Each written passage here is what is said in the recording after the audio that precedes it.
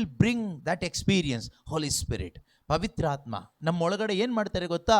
ದೇವರ ಪ್ರೀತಿಯ ಅನುಭವ ಉಂಟಾಗುವಂತೆ ಮಾಡ್ತಾರೆ. ನಾವು ಕೆಲವು ಟೈಮ್ ಯೋಚನೆ ಮಾಡ್ತೀವಿ, ನಾವು ಇಷ್ಟೆಲ್ಲ ಪ್ರಾರ್ಥನೆ ಮಾಡ್ತೀವಲ್ವಾ, ಯಾಕೆ ಪವಿತ್ರಾತ್ಮ ನಮ್ಮ ಒಳಗಡೆ ಚಲಿಸ್ತಾ ಇಲ್ಲ? Why Holy spirit is not moving? Holy spirit is there but why not moving? ಯಾಕೆ ಚಲಿಸ್ತಾ ಇಲ್ಲ? ಯಾಕೆ ಅಂದರೆ ನೀನು ದೇವರ ವಾಕ್ಯ ಅನುಸರಿಸ್ತಾ ಇಲ್ವಲ್ಲ. ಬಾಯಲ್ಲಿ ನಮಗೆ ಯೇಸುವನ್ನು ನಾನು ಪ್ರೀತಿಸ್ತೇನೆ ಅಂತ ಹೇಳೋದು ತುಂಬ ಸುಲಭ. It is very easy to say that Jesus I love you. ಯೇಸುವೆ ನಾನು ನಿನ್ನನ್ನು ಪ್ರೀತಿಸ್ತೀನಿ ಅಂತ ಬಾಯಲ್ಲಿ ಹೇಳುವಂಥದ್ದು ತುಂಬ ಸುಲಭ. ಆದರೆ ದೇವರಿಗೆ ನಮ್ಮ ಹೃದಯ ಅರ್ಥ ಆಗುತ್ತೆ. ದೇವರಿಗೆ ನಮ್ಮ ಹೃದಯ ಅರ್ಥ ಆಗುತ್ತೆ. ನಾವು ಹೇಳುವಂಥ ಮಾತು ನಿಜವಾಗಲೂ ಹೇಳ್ತಾ ಇದ್ದೀವೋ ಅಥವಾ ಸುಮ್ಮನೆ ಹೇಳ್ತಾ ಇದ್ದೀವೋ ಅನ್ನೋದು ದೇವರಿಗೆ ಚೆನ್ನಾಗಿ ಗೊತ್ತಿದೆ. ಪ್ರೀತಿ ಇದ್ದು ನಾವು ಹೇಳೋದಕ್ಕೂ ಪ್ರೀತಿ ಇಲ್ಲದೆ ಹೇಳೋದಕ್ಕೂ ತುಂಬಾ ವ್ಯತ್ಯಾಸ ಇದೆ. ಆದರೆ ದೇವರು ನಮ್ಮಿಂದ ಬಯಸ್ತಾ ಇಲ್ಲ ನಾವು ದೇವರೇ ನಾನು ನಿನ್ನನ್ನು ಪ್ರೀತಿಸ್ತೀನಿ, ಯೇಸುವೆ ನಾನು ನಿನ್ನನ್ನು ಪ್ರೀತಿಸ್ತೀನಿ ಅಂತ ನಾವು ಬಾಯಲ್ಲಿ ಹೇಳಬೇಕು ಅನ್ನೋದು ದೇವರು ಬಯಸ್ತಾ ಇಲ್ಲ.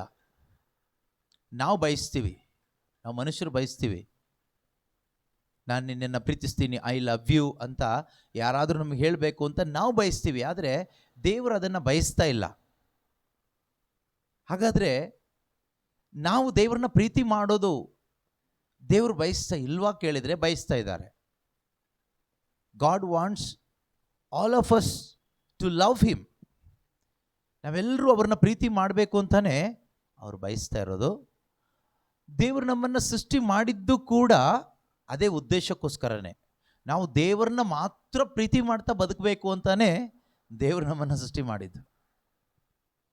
ದೇವರನ್ನ ಮಾತ್ರನೇ ಪ್ರೀತಿ ಮಾಡ್ತಾ ಬದುಕಬೇಕು ಅಂತಾನೆ ದೇವರು ನಮ್ಮನ್ನು ಸೃಷ್ಟಿ ಮಾಡಿದ್ದು. ಮತ್ತು ಈ ಪ್ರಪಂಚದಲ್ಲಿ ಎಲ್ಲ ಸೃಷ್ಟಿ ಮಾಡಿದ್ದು ಕೂಡ ನಾವು ದೇವರನ್ನ ಮಾತ್ರ ಪ್ರೀತಿಸ್ತಾ ಬದುಕಬೇಕು ಅಂತಾನೆ ಮಾಡಿದ್ದು ಕೂಡ. ಒಂದು ಗಂಡ ಹೆಂಡತಿಗೋಸ್ಕರ ಏನೆಲ್ಲ ಮಾಡ್ತಾನೆ, ಏನೆಲ್ಲ ತಂದುಕೊಡ್ತಾನೆ ಅಲ್ವಾ? ಅದೆಲ್ಲ ಮಾಡೋದು ತಂದುಕೊಡೋದು ಯಾಕೆ ಅಂದರೆ ಹೆಂಡತಿ ಮೇಲೆ ಪ್ರೀತಿ ಇರೋದ್ರಿಂದ. ಆದರೆ ಹೆಂಡತಿನೂ ಆತನನ್ನು ಪ್ರೀತಿ ಮಾಡಬೇಕು, ಅದು ಎಕ್ಸ್ಪೆಕ್ಟೇಷನ್ ಇರುತ್ತೆ. ಆದರೆ ಐ ಲವ್ ಯು ಹೇಳಬೇಕು ಅಂತ ಎಕ್ಸ್ಪೆಕ್ಟೇಷನ್ ಇರೋದಿಲ್ಲ, ಪ್ರೀತಿ ಮಾಡಬೇಕು ಅಂತ ಎಕ್ಸ್ಪೆಕ್ಟೇಷನ್ ಇರುತ್ತೆ. ನನ್ನ ಹೆಂಡತಿನೂ ಕೂಡ ನನ್ನನ್ನು ಪ್ರೀತಿ ಮಾಡಬೇಕು ಅಂತ. ಆದರೆ ಗಂಡ ತಂದುಕೊಟ್ಟ ಮೊಬೈಲ್ ಫೋನ್ ಜೊತೆಗೇ ಹೆಂಡತಿ 24 ಗಂಟೆ ಇದ್ದು, ಗಂಡ ತಂದುಕೊಟ್ಟ ಒಡವೆ ಜೊತೆಗೇ ಹೆಂಡತಿ 24 ಗಂಟೆ ಇದ್ದು, ಆ ಗಂಡನ ಜೊತೆನಲ್ಲಿ ಸಮಯ ಇಲ್ಲದೆ ಇದ್ದರೆ, ಆ ಗಂಡಂಗೆ ಸಮಯ ಕೊಡಲಿಕ್ಕೆ ಇಲ್ಲದೆ ಇದ್ದರೆ, ಗಂಡನ ಮಾತು ಹೇಳಿದ ಹಾಗೆ ನಡ್ಕೊಳ್ಳಿಕ್ಕಾಗದೇ ಇದ್ದರೆ ಅದು ವಂಚನೆ ಆಗುತ್ತೆ, ಅದು ದ್ರೋಹ ಮಾಡ್ದಂಗೆ ಆಗುತ್ತೆ. ಇಂದು ನಾವು ದೇವರಿಗೆ ದ್ರೋಹ ಮಾಡ್ತಾ ಬದುಕ್ತಾ ಇದ್ದೀವಿ. ಯಾವ ರೀತಿಯಲ್ಲಿ ಕೇಳಿದರೆ, ದೇವರು ನಮ್ಮನ್ನು ಈ ಪ್ರಪಂಚದಲ್ಲಿ ಸೃಷ್ಟಿ ಮಾಡಿದ್ದು ಮತ್ತು ನಮಗೋಸ್ಕರ ಈ ಪ್ರಪಂಚದಲ್ಲಿ ಎಷ್ಟೋ ಒಳ್ಳೆಯದನ್ನು ದೇವರು ಸೃಷ್ಟಿ ಮಾಡಿದ್ದಾರೆ. ಆದರೆ ನಾವಿವತ್ತು ಸೃಷ್ಟಿಯನ್ನು ಪ್ರೀತಿ ಮಾಡ್ತಾ ಇದ್ದೀವಿ, ಸೃಷ್ಟಿಕರ್ತನನ್ನು ಅಲ್ಲ. Instead of loving the creator we love the creation. We are suppose to love the creator. God created us to love him. ದೇವರು ನಮ್ಮನ್ನು ಸೃಷ್ಟಿ ಮಾಡಿದ್ದು ಅವರನ್ನು ಪ್ರೀತಿ ಮಾಡೋದಕ್ಕೋಸ್ಕರನೇ.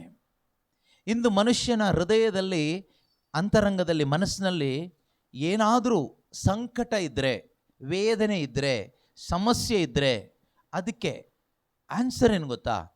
You are not loving God. You are not loving God, that is the problem. ನೀನು ದೇವರನ್ನ ಪ್ರೀತಿ ಮಾಡ್ತಾ ಇಲ್ಲ. ನೀನು ಚರ್ಚಿಗೆ ಹೋಗ್ತಾ ಇರ್ಬೋದು, ಬೈಬಲ್ ಓದ್ತಾ ಇರ್ಬೋದು, ಪ್ರೈಸ್ ದ ಲಾರ್ಡ್ ಹೇಳ್ಬೋದು, ಹಲ್ಲೆಲೂಯಾ ಹೇಳ್ಬೋದು, ಪ್ರೇಯರ್ ಗ್ರೂಪಲ್ಲಿ ಇರ್ಬೋದು, ಏನೆಲ್ಲ ಮಾಡ್ತಾ ಇರ್ಬೋದು, ಆದರೆ ದೇವ್ರನ್ನ ಪ್ರೀತಿ ಮಾಡ್ತಾ ಇಲ್ಲ.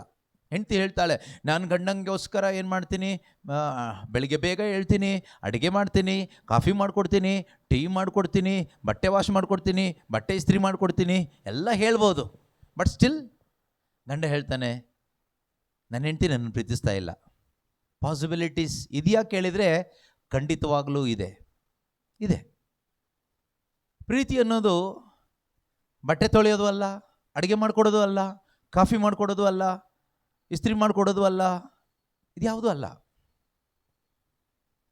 ಮತ್ತೇನು ಪ್ರೀತಿ ಮಾಡೋದು ಅಂದರೆ? ಒಟ್ಟಿಗೆ ಕೂತ್ಕೊಳ್ಳೋದು. ಬರ್ತಾ ಒಟ್ಟಿಗೆ ಕೂತ್ಕೊ ಬಂದ್ರಲ್ಲ ಇಬ್ಬರು, ಫೆಲೋಶಿಪ್. ಸೊ ಇವತ್ತಿನ ಶುಭ ಸಂದೇಶದಲ್ಲಿ ಯೇಸು ಕ್ರಿಸ್ತರು ಹೇಳ್ತಾರೆ, ಜಾನ್ ಚಾಪ್ಟರ್ 14,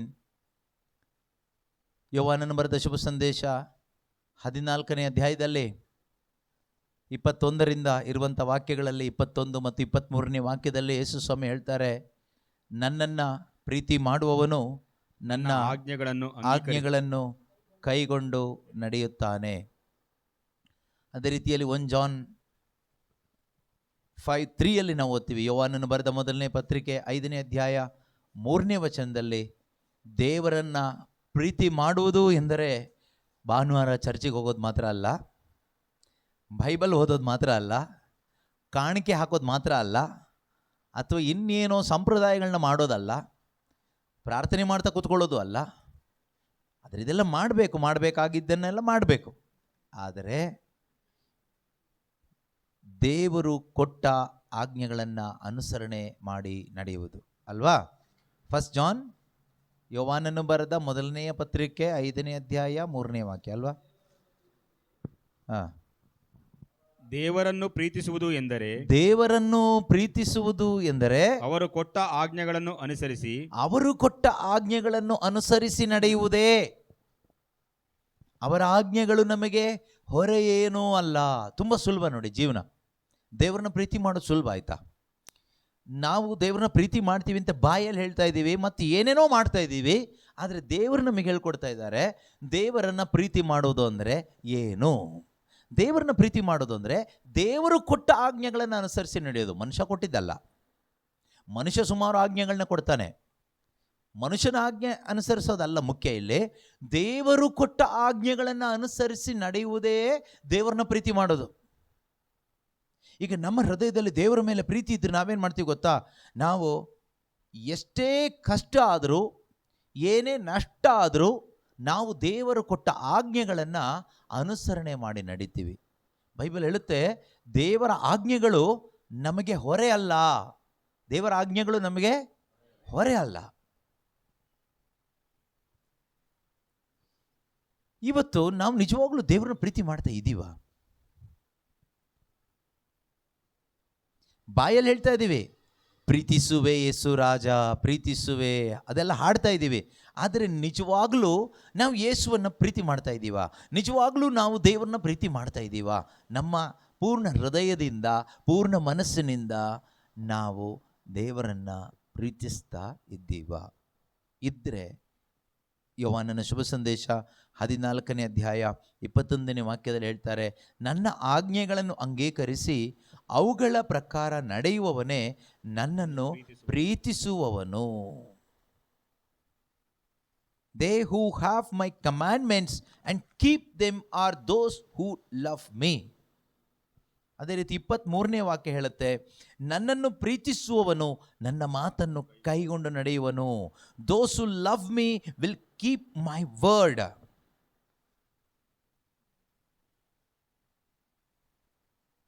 ನೀವು ಕೇಳ್ಬೋದು, ದೇವರನ್ನ ನಾವು ಪ್ರೀತಿ ಮಾಡೋದ್ರಿಂದ ನಮಗೇನು ಲಾಭ ಅಲ್ವಾ? ದೇವರನ್ನ ನಾವು ಪ್ರೀತಿ ಮಾಡೋದ್ರಿಂದ ನಮಗೇನು ಲಾಭ ಇದೆ?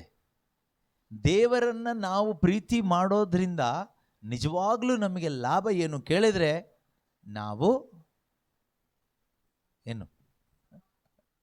ನಾವು ಈ ಲೋಕದಲ್ಲಿ ಸಂತೋಷವಾಗಿ ಬದುಕಲಿಕ್ಕಾಗತ್ತೆ, ನೆಮ್ಮದಿಯಾಗಿ ಬದುಕಲಿಕ್ಕಾಗತ್ತೆ. ಕೆಲವರು ಕೇಳ್ತಾರೆ, ನಾವು ಎಷ್ಟು ಕಷ್ಟಪಟ್ಟು ಬೆಳಿಗ್ಗೆ ಎದ್ದು ಚರ್ಚಿಗೆ ಹೋಗಿ ಪ್ರಾರ್ಥನೆ ಮಾಡಿ ಬರ್ತೀವಿ, ಸಮಾಧಾನನೇ ಇಲ್ಲ, ಒಂದು ಸಂತೋಷನೇ ಇಲ್ಲ ಜೀವನದಲ್ಲಿ, ಯಾಕೆ ಹೀಗೆ? ಯಾಕೆ ಅಂದರೆ ನೀವು ದೇವ್ರನ್ನ ಪ್ರೀತಿ ಮಾಡ್ತಾ ಇಲ್ಲ, ಅದಕ್ಕೋಸ್ಕರ. ಮತ್ತು ನಾವು ಡೈಲಿ ಚರ್ಚಿಗೆ ಹೋಗ್ತೀವಲ್ವಾ, ಚರ್ಚಿಗೆ ಯಾರು ಬೇಕಾದರೂ ಹೋಗ್ಬೋದು, ಚರ್ಚಿಗೆ ಯಾರು ಬೇಕಾದರೂ ಹೋಗ್ಬೋದು. ಚರ್ಚಿಗೆ ಹೋಗೋರೆಲ್ಲ ದೇವ್ರನ್ನ ಪ್ರೀತಿ ಮಾಡೋರು ಅಂತಾನಾ? ಅಲ್ಲ, ಖಂಡಿತವಾಗಲೂ ಅಲ್ಲ. ಯಾರು ಬೇಕಾದರೂ ಬರ್ಬೋದು.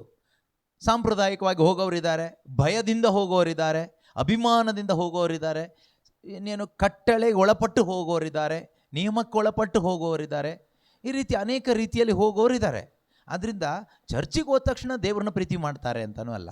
ಅಥವಾ ಇನ್ನು ಕೆಲವರು ಬೈಬಲ್ ಓದ್ತಾರೆ, ಡೈಲಿ ಬೈಬಲ್ ಓದ್ತಾರೆ. ನಾವು ಡೈಲಿ ಬೈಬಲ್ ಓದ್ತೀವಿ, ಆದರೂ ಕೂಡ ನಮಗೊಂದು ನೆಮ್ಮದಿ ಇಲ್ಲ, ಸಮಾಧಾನ ಇಲ್ಲ. ಬೈಬಲ್ ಓದೋದ್ರಿಂದ ನೆಮ್ಮದಿ ಸಿಗೋದಿಲ್ಲ. ದೇವ್ರನ್ನ ಪ್ರೀತಿ ಮಾಡೋದ್ರಲ್ಲಿ ನೆಮ್ಮದಿ ಸಿಗುತ್ತೆ. ಬೈಬಲ್ನ ಓದೋರೆಲ್ಲ ದೇವ್ರನ್ನ ಪ್ರೀತಿ ಮಾಡೋರು ಅಂತಲೂ ನಂಬಲಿಕ್ಕಾಗಲ್ಲ. ಬೈಬಲ್ನ ಬೋಧನೆ ಮಾಡೋರೆಲ್ಲ ದೇವ್ರನ್ನ ಪ್ರೀತಿ ಮಾಡೋರು ಅಂತಲೂ ನಂಬಲಿಕ್ಕಾಗಲ್ಲ. ಅಥವಾ ಪ್ರಾರ್ಥನೆ ಮಾಡೋರೆಲ್ಲರೂ ಕೂಡ ದೇವ್ರನ್ನ ಪ್ರೀತಿ ಮಾಡೋರು ಅಂತಲೂ ನಂಬಲಿಕ್ಕಾಗೋದಿಲ್ಲ. ದೇವ್ರನ್ನ ಪ್ರೀತಿ ಮಾಡೋದು ಅಂದರೆ ದೇವರ ಮಾತುಗಳನ್ನು ಅಥವಾ ದೇವರು ಕೊಟ್ಟ ಆಜ್ಞೆಗಳನ್ನು ಅನುಸರಣೆ ಮಾಡಿ ನಡೆಯೋದೇ ದೇವರನ್ನ ಪ್ರೀತಿ ಮಾಡೋದು. ದೇವರನ್ನ ಪ್ರೀತಿ ಮಾಡುವಾಗ ನಮ್ಮ ಜೀವನ ಪ್ರೀತಿಮಯವಾಗುತ್ತೆ. ಲಾಭ ಅದೇನೆ. ನಮ್ಮ ಜೀವನದಲ್ಲಿ ಏನಿರುತ್ತೆ ಕೇಳಿದರೆ, we can experience the love of God. When you obey the word of God or the commandment of God, you can experience the love of god.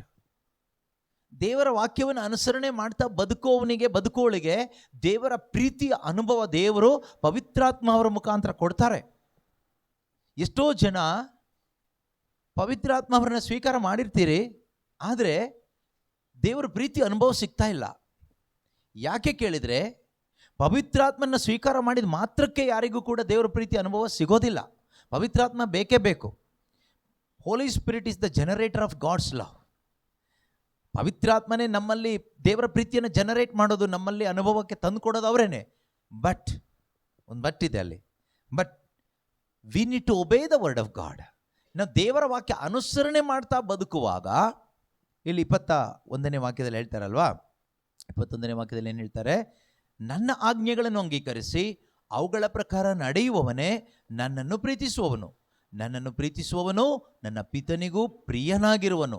ನಾನು ಅವನನ್ನು ಪ್ರೀತಿಸಿ ನನ್ನನ್ನೇ ಅವನಿಗೆ ಸಾಕ್ಷಾತ್ಕರಿಸಿ ಕೊಡುತ್ತೇನೆ. C, they who have my commandments and keep them are those who love me, and those who love me will be loved by my father.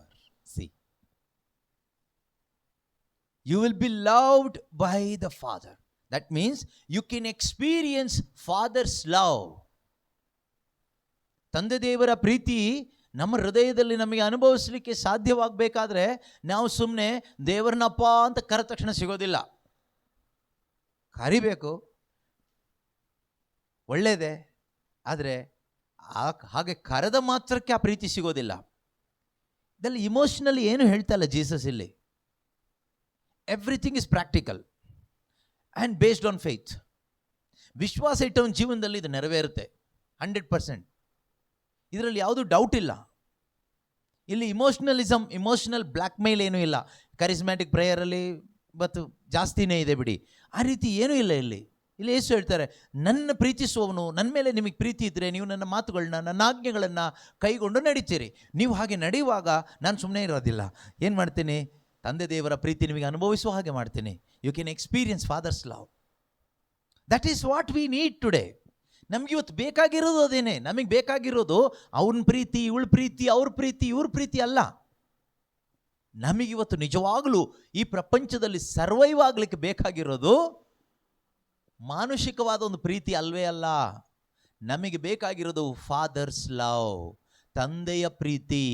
ಸ್ವರ್ಗದಲ್ಲಿರುವ ನಮ್ಮ ತಂದೆಯೇ ಅಂತ ನಾವು ಕರಿತೀವಲ್ವಾ, ಆ ಪರಲೋಕದ ತಂದೆಯಾದ ದೇವರ ಪ್ರೀತಿ ನಮಗಿವತ್ತು ಬೇಕಾಗಿದೆ. ನಮ್ಮ ಹೃದಯದಲ್ಲಿ ಆ ಪ್ರೀತಿಯ ಕೊರತೆ ಇದೆ. ನಮ್ಮ ಹೃದಯ ಆ ಪ್ರೀತಿಗಾಗಿ ತವಕ ಪಡ್ತಾ ಇದೆ. ನಮಗೆ ಗೊತ್ತಾಗ್ತಾ ಇಲ್ಲ. ಬಟ್ ಈ ಪ್ರೀತಿ ಅನುಭವಿಸ್ಲಿಕ್ಕೆ ನಾವು ಎಲ್ಲೂ ಹೋಗುವ ಅವಶ್ಯಕತೆ ಇಲ್ಲ. ತಂದೆಯ ಪ್ರೀತಿಯನ್ನು ಅನುಭವಿಸ್ಲಿಕ್ಕೆ ನೀವು 24 ಗಂಟೆ ಬೈಬಲ್ ಓದ್ತಾ ಕೂತ್ಕೊಳ್ಳುವ ಅವಶ್ಯಕತೆ ಇಲ್ಲ. ತಂದೆಯ ಪ್ರೀತಿ ಅನುಭವಿಸ್ಲಿಕ್ಕೆ ನೀವು ಡೈಲಿ ಚರ್ಚಿಗೆ ಹೋಗೋ ಅವಶ್ಯಕತೆಯೂ ಇಲ್ಲ.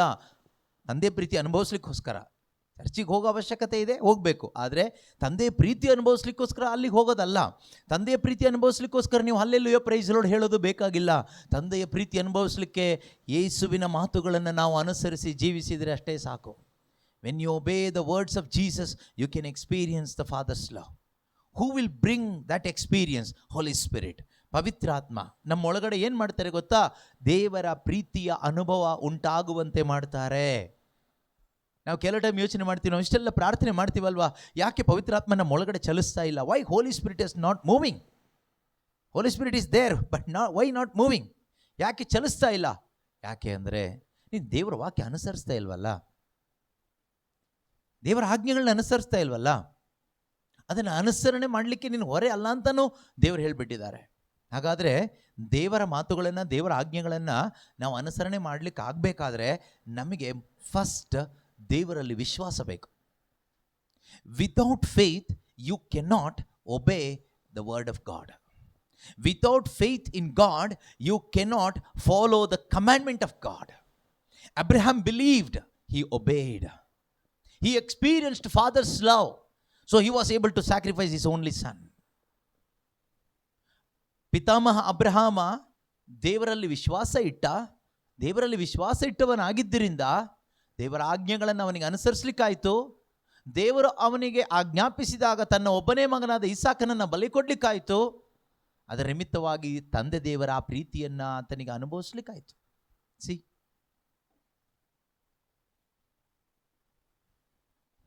ನಮ್ಮ ಮೈಂಡಲ್ಲಿ ಇವತ್ತೇನು ಕುತ್ಕೊಬಿಟ್ಟಿದೆ ಅಂದರೆ ದೇವರ ಆಜ್ಞೆಗಳು ನಮಗಲ್ಲ. ದೇವರ ಆಜ್ಞೆಗಳು ತುಂಬ ಕಷ್ಟ. ದೇವರ ಆಜ್ಞೆಗಳನ್ನ ಅನುಸರಿಸ್ಬಿಟ್ರೆ ನಿಮ್ಗೆ ತುಂಬ ಕಷ್ಟ ಆಗುತ್ತೆ, ಆಯಿತಾ? ಆದರೆ ಬೈಬಲ್ ಹೇಳುತ್ತೆ ದೇವರ ಆಜ್ಞೆಗಳು ನಮಗೆ ಹೊರೆ ಅಲ್ಲ. ಮನುಷ್ಯನ ಆಜ್ಞೆಗಳು ಹೊರೆ. ನೀವು ಯಾವುದೇ ಒಂದು ಸಭೆಗೆ ಸೇರ್ಕೊಳ್ಳಿ, ಚರ್ಚಿಗೆ ಸೇರ್ಕೊಳ್ಳಿ, ಪ್ರತಿಯೊಂದು ಚರ್ಚಲ್ಲೂ ಅವ್ರದ್ದೇ ಆದ ಆಜ್ಞೆಗಳಿದೆ. ಪ್ರತಿಯೊಂದು ಸಭೆಗಳಲ್ಲೂ ಆ ಸಭೆಗೆ ಸಂಬಂಧಪಟ್ಟ ನಿಯಮಗಳಿದೆ, ಆಜ್ಞೆಗಳಿದೆ, ಪಾಲಿಸೀಸ್, ಕಮ್ಯಾಂಡ್ಮೆಂಟ್ಸ್, ರೂಲ್ಸ್, ಕಟ್ಟಳೆಗಳು, ಅದು ಇದು ಎಲ್ಲ ಇದೆ. ಅದು ಹೊರೆ ಆಗ್ಬೋದು ನಿಮಗೆ ಕೆಲವೊಮ್ಮೆ, ಆದರೆ ದೇವರ ಆಜ್ಞೆಗಳು ಹೊರೆ ಅಲ್ಲ. ದೇವರು ಕೊಟ್ಟ ಆಜ್ಞೆಗಳು, ದೇವರ ಮಾತುಗಳು ಯಾವ ಮನುಷ್ಯನಿಗೂ ಹೊರೆ ಅಲ್ಲ. ನಿಮ್ಮ ಮೇಲಿರುವ ಹೊರೆಯನ್ನು ಅದು ಇಳಿಸುತ್ತೆ. Okay, when you obey the commandment of God you will be free from all the burdens. You will be free from all unwanted burdens. Word of God is not burdensome, but the commandments of this world, religious commandments, are burdensome. ಈ ಲೋಕದ ಧಾರ್ಮಿಕವಾದ ಅನೇಕ ಆಜ್ಞೆಗಳಿದೆ. ಒಂದೊಂದು ಧರ್ಮದಲ್ಲಿ ಅವರದೇ ಆದ ಆಜ್ಞೆಗಳಿದೆ, ನಿಯಮಗಳಿದೆ. ಅದು ನಮಗೆ ದೊಡ್ಡ ಹೊರೆ. ಆದರೆ ದೇವರ ಆಜ್ಞೆ ನಮಗೆ ಹೊರೆ ಅಲ್ಲ. ದೇವರ ಆಜ್ಞೆ ನಮಗೆ ಏನು ಕೊಡುತ್ತೆ? It will make you free. ಅದು ನಮ್ಮನ್ನು ಸ್ವತಂತ್ರ ಮಾಡುತ್ತೆ. It will remove the burden from your neck, your shoulder, your heart.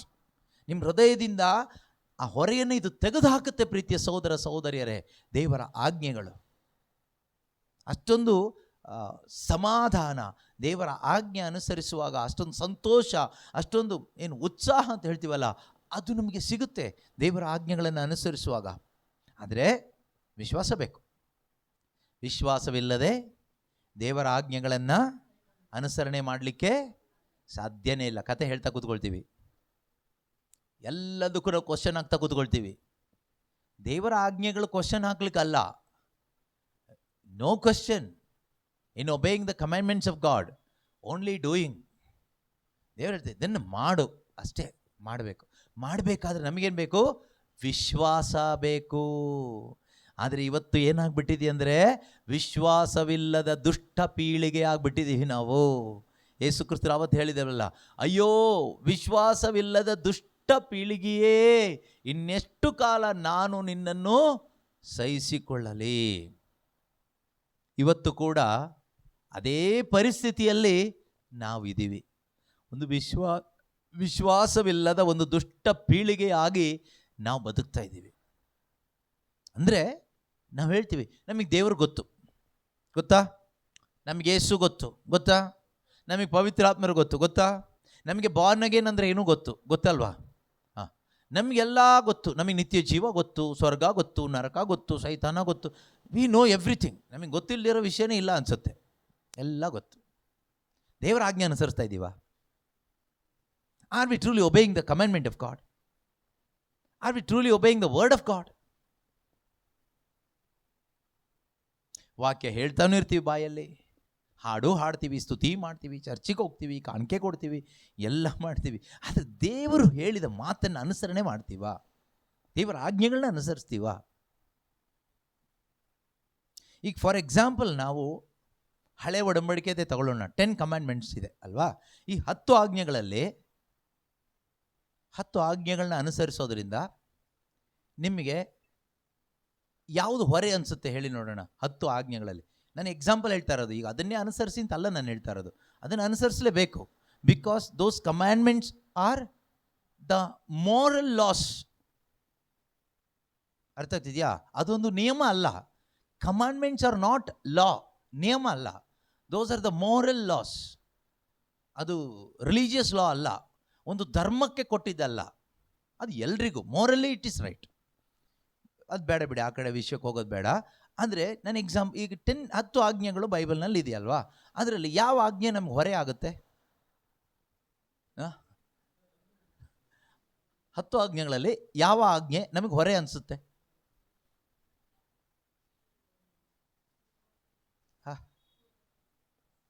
ಯಾವುದಾದ್ರೂ ಆಜ್ಞೆಗಳಲ್ಲಿ ನಿಮ್ಗೆ ಏನಾದರೂ ಕಳ್ಕೊಳ್ಳೋದಿದೆಯಾ? ಎಷ್ಟು ರೂಪಾಯಿ ಖರ್ಚಾಗುತ್ತೆ ಈ 10 ಆಜ್ಞೆಗಳ ಅನುಸರಿಸುವಾಗ? How much money you are going to lose? ಎಷ್ಟು ಹಣ ಖರ್ಚಾಗುತ್ತೆ ಹೇಳಿ? 10 ಆಜ್ಞೆಗಳು ಗೊತ್ತಿದೆಯಾ? 10 ಆಜ್ಞೆಗಳು. ಈ 10 ಆಜ್ಞೆಗಳಲ್ಲಿ ಇದನ್ನು ಅನುಸರಣೆ ಮಾಡೋದ್ರಿಂದ ನಮಗೆ ಎಷ್ಟು ಹಣ ಖರ್ಚಾಗ್ಬೋದು ಹೇಳಿಯಪ್ಪ?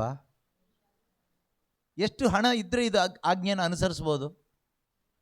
ಎಷ್ಟು ದುಡ್ಡು ಬೇಕು? 1 ರೂಪಾಯಿನೂ ಖರ್ಚಿಲ್ಲ, ನಾಟ್ ಈವನ್ 1 ರೂಪಿ. ಹೋಗಲಿ, ಈ 10 ಆಜ್ಞೆಗಳ ಅನುಸರಿಸಲಿಕ್ಕೆ ನೀವು ಎಷ್ಟು ದೂರ ಪ್ರಯಾಣ ಮಾಡಿ ಹೋಗಬೇಕು? ಯಾವುದಾದ್ರೂ ಪುಣ್ಯಕ್ಷೇತ್ರಕ್ಕೆ ಹೋಗ್ಬೇಕಾ? ಯಾವುದಾದ್ರೂ ತೀರ್ಥಯಾತ್ರೆ ಹೋಗಬೇಕಾ? ಎಲ್ಲಾದ್ರೂ ಹೋಗಿ ತಲೆ ಬಳಸ್ಕೋಬೇಕಾ? ಕುರಿ ಕೋಳಿ ಏನಾದರೂ ಕೊಡಬೇಕಾ? ಹರಕೆ ಕಟ್ಕೋಬೇಕಾ? ಏನು ಮಾಡೋದಿಲ್ವಲ್ಲ. ಸೊ ಅದಕ್ಕೇನು ವಾಕ್ಯ ಹೇಳಿದ್ದು, ದೇವರ ಆಜ್ಞೆ ನಮಗೆ ಹೊರೆ ಅಲ್ಲ.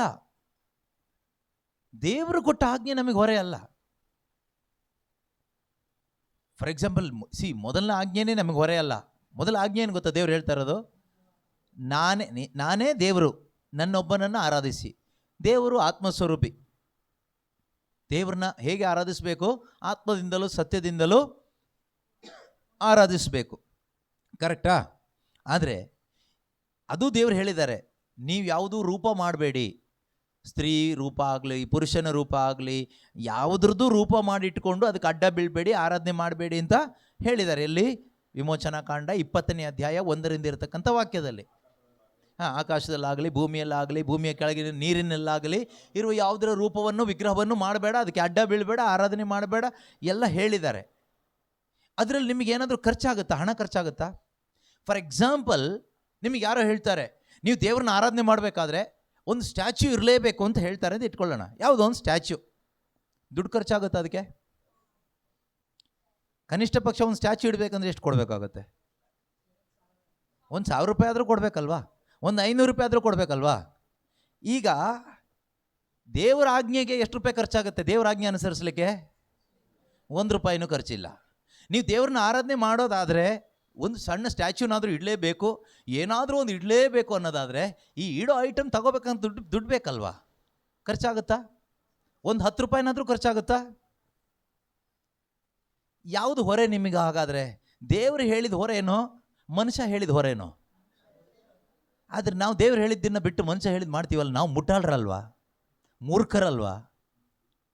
ನಾನು ಹೇಳ್ತಿರೋದು ಈ 10 ಆಜ್ಞೆಗಳ ವಿಷಯದಲ್ಲಿ ಒಂದು ಸಿಂಪಲ್ ವಿಷಯ ಹೇಳ್ತಾ ಇರೋದು. ಅರ್ಥ ಆಗ್ತಾ ಇದೆಯಾ?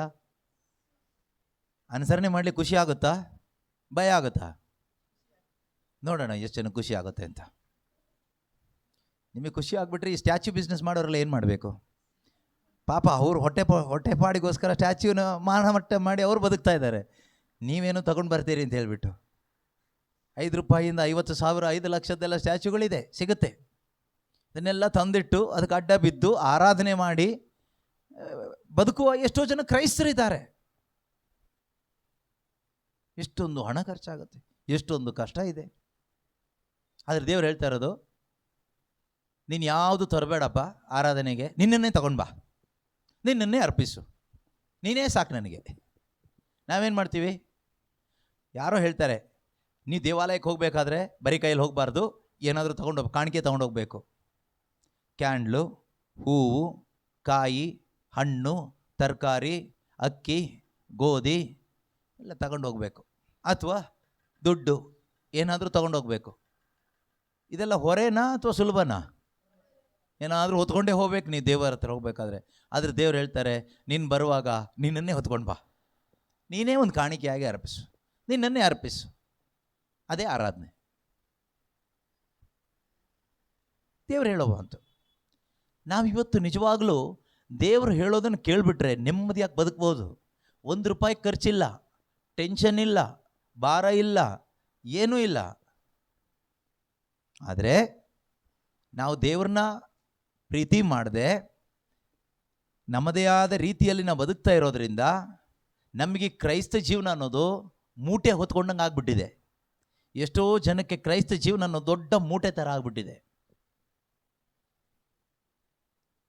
ದೇವರು ಬೈಬಲಲ್ಲಿ ಎಲ್ಲಾದರೂ ಹೇಳಿದ್ದಾರೆ 3 ಗಂಟೆಗೆ ಎದ್ದು ಪ್ರಾರ್ಥನೆ ಮಾಡಿ ಅಂತ? ನಿಮಗೆ ಯಾರಾದರೂ ಹೇಳಿದ್ದಾರೆ 3 ಗಂಟೆಗೆ ಎದ್ದು ಪ್ರಾರ್ಥನೆ ಮಾಡಿದರೆ ಒಳ್ಳೆಯದಾಗುತ್ತೆ ಅಂತ? ಹೇಳಿದ್ದಾರೆ ಅಲ್ವಾ? 3 ಗಂಟೆ ಪ್ರಾರ್ಥನೆ ಇದೆ, 6 ಗಂಟೆ ಪ್ರಾರ್ಥನೆ ಇದೆ. ಇವತ್ತು ಕೆಲವು ಜಾಗದಲ್ಲೆಲ್ಲ ಕಲರ್ ಕ್ಯಾಂಡಲ್ ಅಂಟಿಸಿ ಪ್ರಾರ್ಥನೆ ಇದೆ. ವಿಚಿತ್ರ ಹುಚ್ಚುತನ ಅನೇಕ ಕಡೆಗಳಲ್ಲಿ ಅನೇಕ ರೀತಿಯಲ್ಲಿ ನಡೀತಾ ಇದೆ. ಕ್ರೈಸ್ತ ಸಭೆಯಲ್ಲಿ ನಾನು ಹೇಳ್ತಾ ಇರೋದು, ಇದು ಯಾವುದು ದೇವ್ರು ಹೇಳಿದ್ದಲ್ಲ. ಇದು ಯಾರು ಹೇಳಿದ್ದು? ಮನುಷ್ಯ ಮಾಡಿಟ್ಟಿರೋದು. ದೇವ್ರು ಹೇಳಿರೋದೇನು ಗೊತ್ತಾ? ಪ್ರಾರ್ಥನೆ ಮಾಡಬೇಡಿ ಅಂತ ಹೇಳಲಿಲ್ಲ. ನೀವು ಪ್ರಾರ್ಥನೆ ಮಾಡುವಾಗ ಹೀಗೆ ಪ್ರಾರ್ಥನೆ ಮಾಡಿ. ಹೇಗೆ ಪ್ರಾರ್ಥನೆ ಮಾಡಿ? ನೀವು ತಂದೆ ದೇವರಿಗೆ ಸ್ತುತಿ ಮಾಡಿ. Acknowledge him that God is your father. ಮೊದಲು ದೇವರು ನಿಮ್ಮ ತಂದೆ ಎಂದು ನಂಬಿ, ಸ್ವರ್ಗದಲ್ಲಿರೋ ನಮ್ಮ ತಂದೆಯೇ ನಿಮ್ಮ ನಾಮಕ್ಕೆ ಸ್ತೋತ್ರವಾಗಲಿ. The first part of your prayer is thanks giving. ನಿನ್ನ ಪ್ರಾರ್ಥನೆಯಲ್ಲಿ ಮೊದಲು ಕೃತಜ್ಞತೆ ಇರಲಿ, ಧನ್ಯವಾದ ಇರಲಿ. ಅದಾದಮೇಲೆ ನೀನು ದೇವರ ಚಿತ್ತ ಅರಿತುಕೊಳ್ಳಿಕ್ಕಾಗಿ ಪ್ರಾರ್ಥಿಸು. ಅದಾದಮೇಲೆ ನಿನ್ನ ಅನುದಿನದ ಆಹಾರ ಅಂದರೆ ಶರೀರದ ಆಹಾರ ಅಲ್ಲ, ನಿನ್ನ ಆತ್ಮಕ್ಕೆ ಬೇಕಾದಂತಹ ದೇವರ ಜ್ಞಾನ, ಅದೇ ನಮ್ಗೆ ಆಹಾರ. ದೇವರ ವಾಕ್ಯ. ಮಾನವನು ಜೀವಿಸುವುದು ರೊಟ್ಟಿಯಿಂದ ಅಲ್ಲ, ದೇವರ ಬಾಯಿಂದ ಹೊರಟು ಬರುವ ಮಾತಿನಿಂದ. ಇದಕ್ಕಾಗಿ ದೇವರ ಜ್ಞಾನಕ್ಕಾಗಿ ಪ್ರಾರ್ಥಿಸು, ಕೇಳು, ಹುಡುಕು, ತಟ್ಟು. ಏನು ತಪ್ಪು? ಇದಕ್ಕೆ ಎಷ್ಟು ರೂಪಾಯಿ ಖರ್ಚಾಗುತ್ತೆ ಪ್ರಾರ್ಥನೆ ಮಾಡೋಕ್ಕೆ? ಇದಕ್ಕೆ ಯಾವ ಜಾಗಕ್ಕೆ ಹೋಗಬೇಕು? ತಂದೆ ದೇವರನ್ನ ಸ್ತುತಿಸಲಿಕ್ಕೆ, ಪ್ರಾರ್ಥಿಸಲಿಕ್ಕೆ ಯಾವ ಜಾಗಕ್ಕೆ ಹೋಗಬೇಕು? ಎಷ್ಟು ರೂಪಾಯಿ ಖರ್ಚಾಗುತ್ತೆ? ಏನು ಖರ್ಚು ಇಲ್ಲ. ನೀವು ಎಲ್ಲಿಗೆ ಹೋಗೋದು ಬೇಕಾಗಿಲ್ಲ, ಏನು ಮಾಡೋದು ಬೇಕಾಗಿಲ್ಲ. ಯೇಸು ಸ್ವಾಮಿ ಎಷ್ಟು ಸುಲಭವಾಗಿ ಹೇಳ್ತಾ ಇದ್ದಾರೆ ಅಂದರೆ, ಸುಲಭದ ಕೆಲಸ ನಮಗೆ ಹೇಳ್ತಾ ಇದ್ದಾರೆ. ನೀವು ನನ್ನನ್ನು ಪ್ರೀತಿಸುವವರಾದರೆ ನನ್ನ ಮಾತುಗಳನ್ನು ಕೈಗೊಂಡು ನಡೀತೀರಿ, ನನ್ನ ಆಜ್ಞೆಗಳನ್ನು ಕೈಗೊಂಡು ನಡೀತೀರಿ. 24ನೇ ವಾಕ್ಯದಲ್ಲಿ ಹೇಳ್ತಾರೆ, ಜಾನ್ 14:24, ನನ್ನನ್ನು ಪ್ರೀತಿಸದೇ ಇರುವವನು ನನ್ನ ಮಾತನ್ನು ಕೈಗೊಂಡು ನಡೆಯೋದಿಲ್ಲ. ನನ್ನನ್ನು ಪ್ರೀತಿಸದೇ ಇರುವವನು ನನ್ನ ಮಾತನ್ನು ಕೈಗೊಂಡು ನಡೆಯೋದಿಲ್ಲ. Whoever does not love me does not keep my words. ನನ್ನನ್ನು ಪ್ರೀತಿಸದೇ ಇರುವವನು ನನ್ನ ಮಾತನ್ನು ಕೈಗೊಂಡು ನಡೆಯುವುದಿಲ್ಲ ಅನ್ನೋದಕ್ಕಿಂತ ದೇವರನ್ನ ಪ್ರೀತಿ ಮಾಡದೇ ಇರೋವನಿಗೆ ದೇವರ ಆಜ್ಞೆ ಅನುಸರಿಸಲಿಕ್ಕೆ ಆಗಲ್ಲ. ಬೇರೆ ಏನೆಲ್ಲ ಮಾಡ್ಬೋದು, ಚರ್ಚಿಗೆ ಹೋಗ್ಬೋದು, hallelujah, praise the Lord, retreat, ಅದು ಇದು ಎಲ್ಲ ಮಾಡ್ತಾನೆ. ಆದರೆ one thing he cannot do, he cannot obey the commandment of God, he cannot obey the word of God. ದೇವರು ಹೇಳಿದ ಮಾತುಗಳನ್ನ ಅನುಸರಿಸಲಿಕ್ಕಾಗಲ್ಲ, ದೇವರ ಆಜ್ಞೆಗಳನ್ನ ಅನುಸರಿಸಲಿಕ್ಕೆ ಆಗೋದಿಲ್ಲ. ದೇವ್ರ ಮೇಲೆ ಪ್ರೀತಿ ಇಲ್ಲದೆ ಇದ್ದರೆ ಬೇರೆ ಎಲ್ಲ ಮಾಡ್ಬೋದು, ಧಾರ್ಮಿಕವಾಗಿ ಅನೇಕ ಕಾರ್ಯಗಳನ್ನ ಮಾಡ್ಬೋದು. ಹಬ್ಬ ಮಾಡ್ಬೋದು, ತೇರೆಳಿಬೋದು, ನೊವೆನ ಮಾಡ್ಬೋದು, ಚರ್ಚಿಗೆ ಹೋಗ್ಬೋದು, ಎಲ್ಲ ಥರದ್ದು, ಈಸ್ಟರ್ ಮಾಡ್ಬೋದು, ಕ್ರಿಸ್ಮಸ್ ಮಾಡ್ಬೋದು, ಕರಿಸ್ಮ್ಯಾಟಿಕ್ ಪ್ರೇಯರ್ ಗ್ರೂಪಲ್ಲಿ ಸೇರ್ಕೋಬೋದು, ಅಲ್ಲಿ ಹಲ್ಲೆಲೂಯಾ ಪ್ರೈಸ್ ದಿ ಲಾರ್ಡ್ ಹೇಳ್ಬೋದು, ಫಾಸ್ಟಿಂಗ್ ಇದ್ದು ಪ್ರೇಯರ್ ಮಾಡ್ಬೋದು, ಏನೇನೋ ಮಾಡ್ಬೋದು, ಎಲ್ಲ ಮಾಡ್ಬೋದು. ದೇವರನ್ನ ಪ್ರೀತಿಸದೇ ಇರುವವರು ಇದೆಲ್ಲ ಮಾಡಲಿಕ್ಕಾಗುತ್ತೆ. ಹಾಗಾದರೆ ಇದೆಲ್ಲ ಮಾಡಿದ ತಕ್ಷಣ ದೇವ್ರನ್ನ ಪ್ರೀತಿ ಮಾಡ್ದಂಗಲ್ಲ. ದೇವ್ರನ್ನ ಪ್ರೀತಿ ಮಾಡೋದು ಅಂದರೆ ಅವರು ಕೊಟ್ಟ ಆಜ್ಞೆಗಳು. ಫಸ್ಟ್ ಅವರು ಕೊಟ್ಟ ಆಜ್ಞೆಗಳು, ಅವರ ಮಾತುಗಳು ನಾವು ಅನುಸರಣೆ ಮಾಡೋದು. ಇದು ನಾವು ಕೇಳಿಸ್ಕೊಳ್ಳುವಾಗ ನಮಗೆ ಕೆಲವೊಮ್ಮೆ ಭಯ ಆಗ್ಬೋದು, ಮಾಡಲಿಕ್ಕೆ ಕಷ್ಟ ಅನಿಸ್ಬೋದು. ಯಾಕೆ ಕೇಳಿದರೆ, ನಮ್ಮೊಳಗಡೆ ಹೋಲಿ ಸ್ಪಿರಿಟ್ ಇಲ್ಲದೆ ಇರೋದ್ರಿಂದ. ನಮ್ಮೊಳಗಡೆ ಪವಿತ್ರಾತ್ಮರಿದ್ದರೆ ಪವಿತ್ರಾತ್ಮರು ನಮಗೆ ಧೈರ್ಯ ಕೊಡ್ತಾರೆ. Holy Spirit will strengthen us or give us the boldness to obey the commandment of God. ದೇವರ ಆತ್ಮ ನಮ್ಮಲ್ಲಿ ಇರುವಾಗ ದೇವರ ಮಾತುಗಳನ್ನು ಅನುಸರಣೆ ಮಾಡಲಿಕ್ಕೆ ಬೇಕಾದಂಥ ಒಂದು ಬೋಲ್ಡ್ನೆಸ್, ಒಂದು ಧೈರ್ಯ ನಮಗೆ ಪವಿತ್ರಾತ್ಮನೇ ಕೊಡ್ತಾರೆ. ಇದು ಮನುಷ್ಯನಿಗೆ ಕೊಡೋಕ್ಕಾಗಲ್ಲ. Without Holi spirit you cannot obey the word of God. ಪವಿತ್ರಾತ್ಮನಿಲ್ಲದೆ ದೇವರ ಮಾತುಗಳನ್ನು ಅನುಸರಣೆ ಮಾಡಲಿಕ್ಕೆ ಸಾಧ್ಯ ಇಲ್ಲ. ಪೂರ್ತಿಯಾಗಿ ನಮ್ಗೆ ಅನುಸರಣೆ ಮಾಡಲಿಕ್ಕೆ ಸಾಧ್ಯವಾಗಬೇಕಾದ್ರೆ ಪ್ರೀತಿಯಿಂದ, ವಿಶ್ವಾಸದಿಂದ ದೇವರ ಮಾತುಗಳನ್ನು ನಮಗೆ ಅನುಸರಣೆ ಮಾಡಲಿಕ್ಕೆ ಸಾಧ್ಯವಾಗಬೇಕಾದ್ರೆ ನಮ್ಮ ಒಳಗಡೆ ಪವಿತ್ರಾತ್ಮ ಇರಬೇಕು, ಹೋಲಿ ಸ್ಪಿರಿಟ್ ಇರಬೇಕು. ಅದರಿಂದ ನಮ್ಗೆ ಯಾಕಪ್ಪ ಆಗ್ತಾ ಇಲ್ಲ ಅಂದರೆ you need Holy Spirit, that's it. First you need Holy Spirit. ಮೊದಲನೇದಾಗಿ ನಿಮಗೆ ಯಾರು ಬೇಕು? ಪವಿತ್ರಾತ್ಮ ಬೇಕು. ಪವಿತ್ರಾತ್ಮರನ್ನ ಯೇಸು ಕ್ರಿಸ್ತರು ನಮಗೆ ವಿಶ್ವಾಸ ಇಟ್ಟಾಗ ಕೊಡ್ತಾರೆ. ಈ ಪವಿತ್ರಾತ್ಮ ನಮ್ಮಲ್ಲಿ ಬಂದಮೇಲೆ ಪವಿತ್ರಾತ್ಮ ನಮ್ಮನ್ನು ದೇವರ ಮಾತಿನ ಪ್ರಕಾರ ಕರ್ಕೊಂಡು ಹೋಗ್ತಾರೆ. ಪವಿತ್ರಾತ್ಮ ನಮ್ಮನ್ನು ಬೇರೆ ಥರ ಕರ್ಕೊಂಡು ಹೋಗೋದಿಲ್ಲ. ಯೇಸು ಸ್ವಾಮಿ ಹೇಳ್ತಾರಲ್ವ, ಅವರು ಪವಿತ್ರಾತ್ಮ ಬಂದಾಗ ಅವರು ನಿಮ್ಮನ್ನು ಸಮಗ್ರ ಸತ್ಯದೆಡೆಗೆ ನಿಮ್ಮನ್ನು ನಡೆಸ್ತಾರೆ. He will lead you into the fullness of the truth. ಪವಿತ್ರಾತ್ಮ ಬಂದಾಗ ಪವಿತ್ರಾತ್ಮ ನಿಮ್ಮನ್ನು ಎಲ್ಲಿಗೆ ನಡೆಸ್ತಾರೆ ಅಂತ ಇದೆ? ಸತ್ಯದೆಡೆಗೆ ನಡೆಸ್ತಾರೆ. ಸತ್ಯ ಅಂದ್ರೆ ಏನು? ದೇವರ ಮಾತು. ಜಾನ್ 17:17 ಯೇಸು ಏನು ಹೇಳ್ತಾರೆ? ನಿಮ್ಮ ಮಾತೇ ಸತ್ಯ. ಅಪ್ಪ, ನಿಮ್ಮ ಮಾತೇ ಸತ್ಯ. Your word is truth. ಹಾಗಾದ್ರೆ when Holi spirit comes he will lead you in truth. ಪವಿತ್ರಾತ್ಮ ಒಬ್ಬ ಮನುಷ್ಯನಲ್ಲಿ ಬಂದಾಗ ಆ ಪವಿತ್ರಾತ್ಮ ನಮ್ಮನ್ನು ಎಲ್ಲಿ ನಡೆಸ್ತಾರೆ? ಸತ್ಯದ ದಾರಿಯಲ್ಲಿ ನಡೆಸ್ತಾರೆ. ಅಂದರೆ ವಾಕ್ಯದ ದಾರಿಯಲ್ಲಿ ನಡೆಸ್ತಾರೆ, ಆಜ್ಞೆಗಳನ್ನು ಅನುಸರಣೆ ಮಾಡುವ ದಾರಿಯಲ್ಲಿ ನಡೆಸ್ತಾರೆ, ಅಥವಾ ದೇವರನ್ನು ಪ್ರೀತಿಸುವ ದಾರಿಯಲ್ಲಿ ನಮ್ಮನ್ನು ನಡೆಸ್ತಾರೆ. When Holi spirit comes he will help you to walk in the love of God. Without Holi spirit you cannot love God. ಪವಿತ್ರಾತ್ಮ ಇಲ್ಲದೆ ದೇವರನ್ನ ಪ್ರೀತಿ ಮಾಡಲಿಕ್ಕೆ ಆಗೋದಿಲ್ಲ. ಧರ್ಮವನ್ನು ಪ್ರೀತಿ ಮಾಡ್ಬೋದು, ಧರ್ಮವನ್ನು ಪ್ರೀತಿ ಮಾಡ್ಬೋದು, ಪ್ರಯೋಜನ ಇಲ್ಲ. ದೇವರನ್ನ ಪ್ರೀತಿ ಮಾಡಲಿಕ್ಕೆ ಆಗಬೇಕಾದ್ರೆ ದೇವರ ಆತ್ಮ ನಮಗೆ ಬೇಕು. ಅದರಿಂದನೇ 1 John 4:19 ಯೋವಾನನು ಬರೆದ ಮೊದಲನೇ ಪತ್ರಿಕೆ 4ನೇ ಅಧ್ಯಾಯ 19ನೇ ವಾಕ್ಯದಲ್ಲಿ ನಾವು ಈ ರೀತಿಯಾಗಿ ಓದ್ತೀವಿ, we love because god first loved us.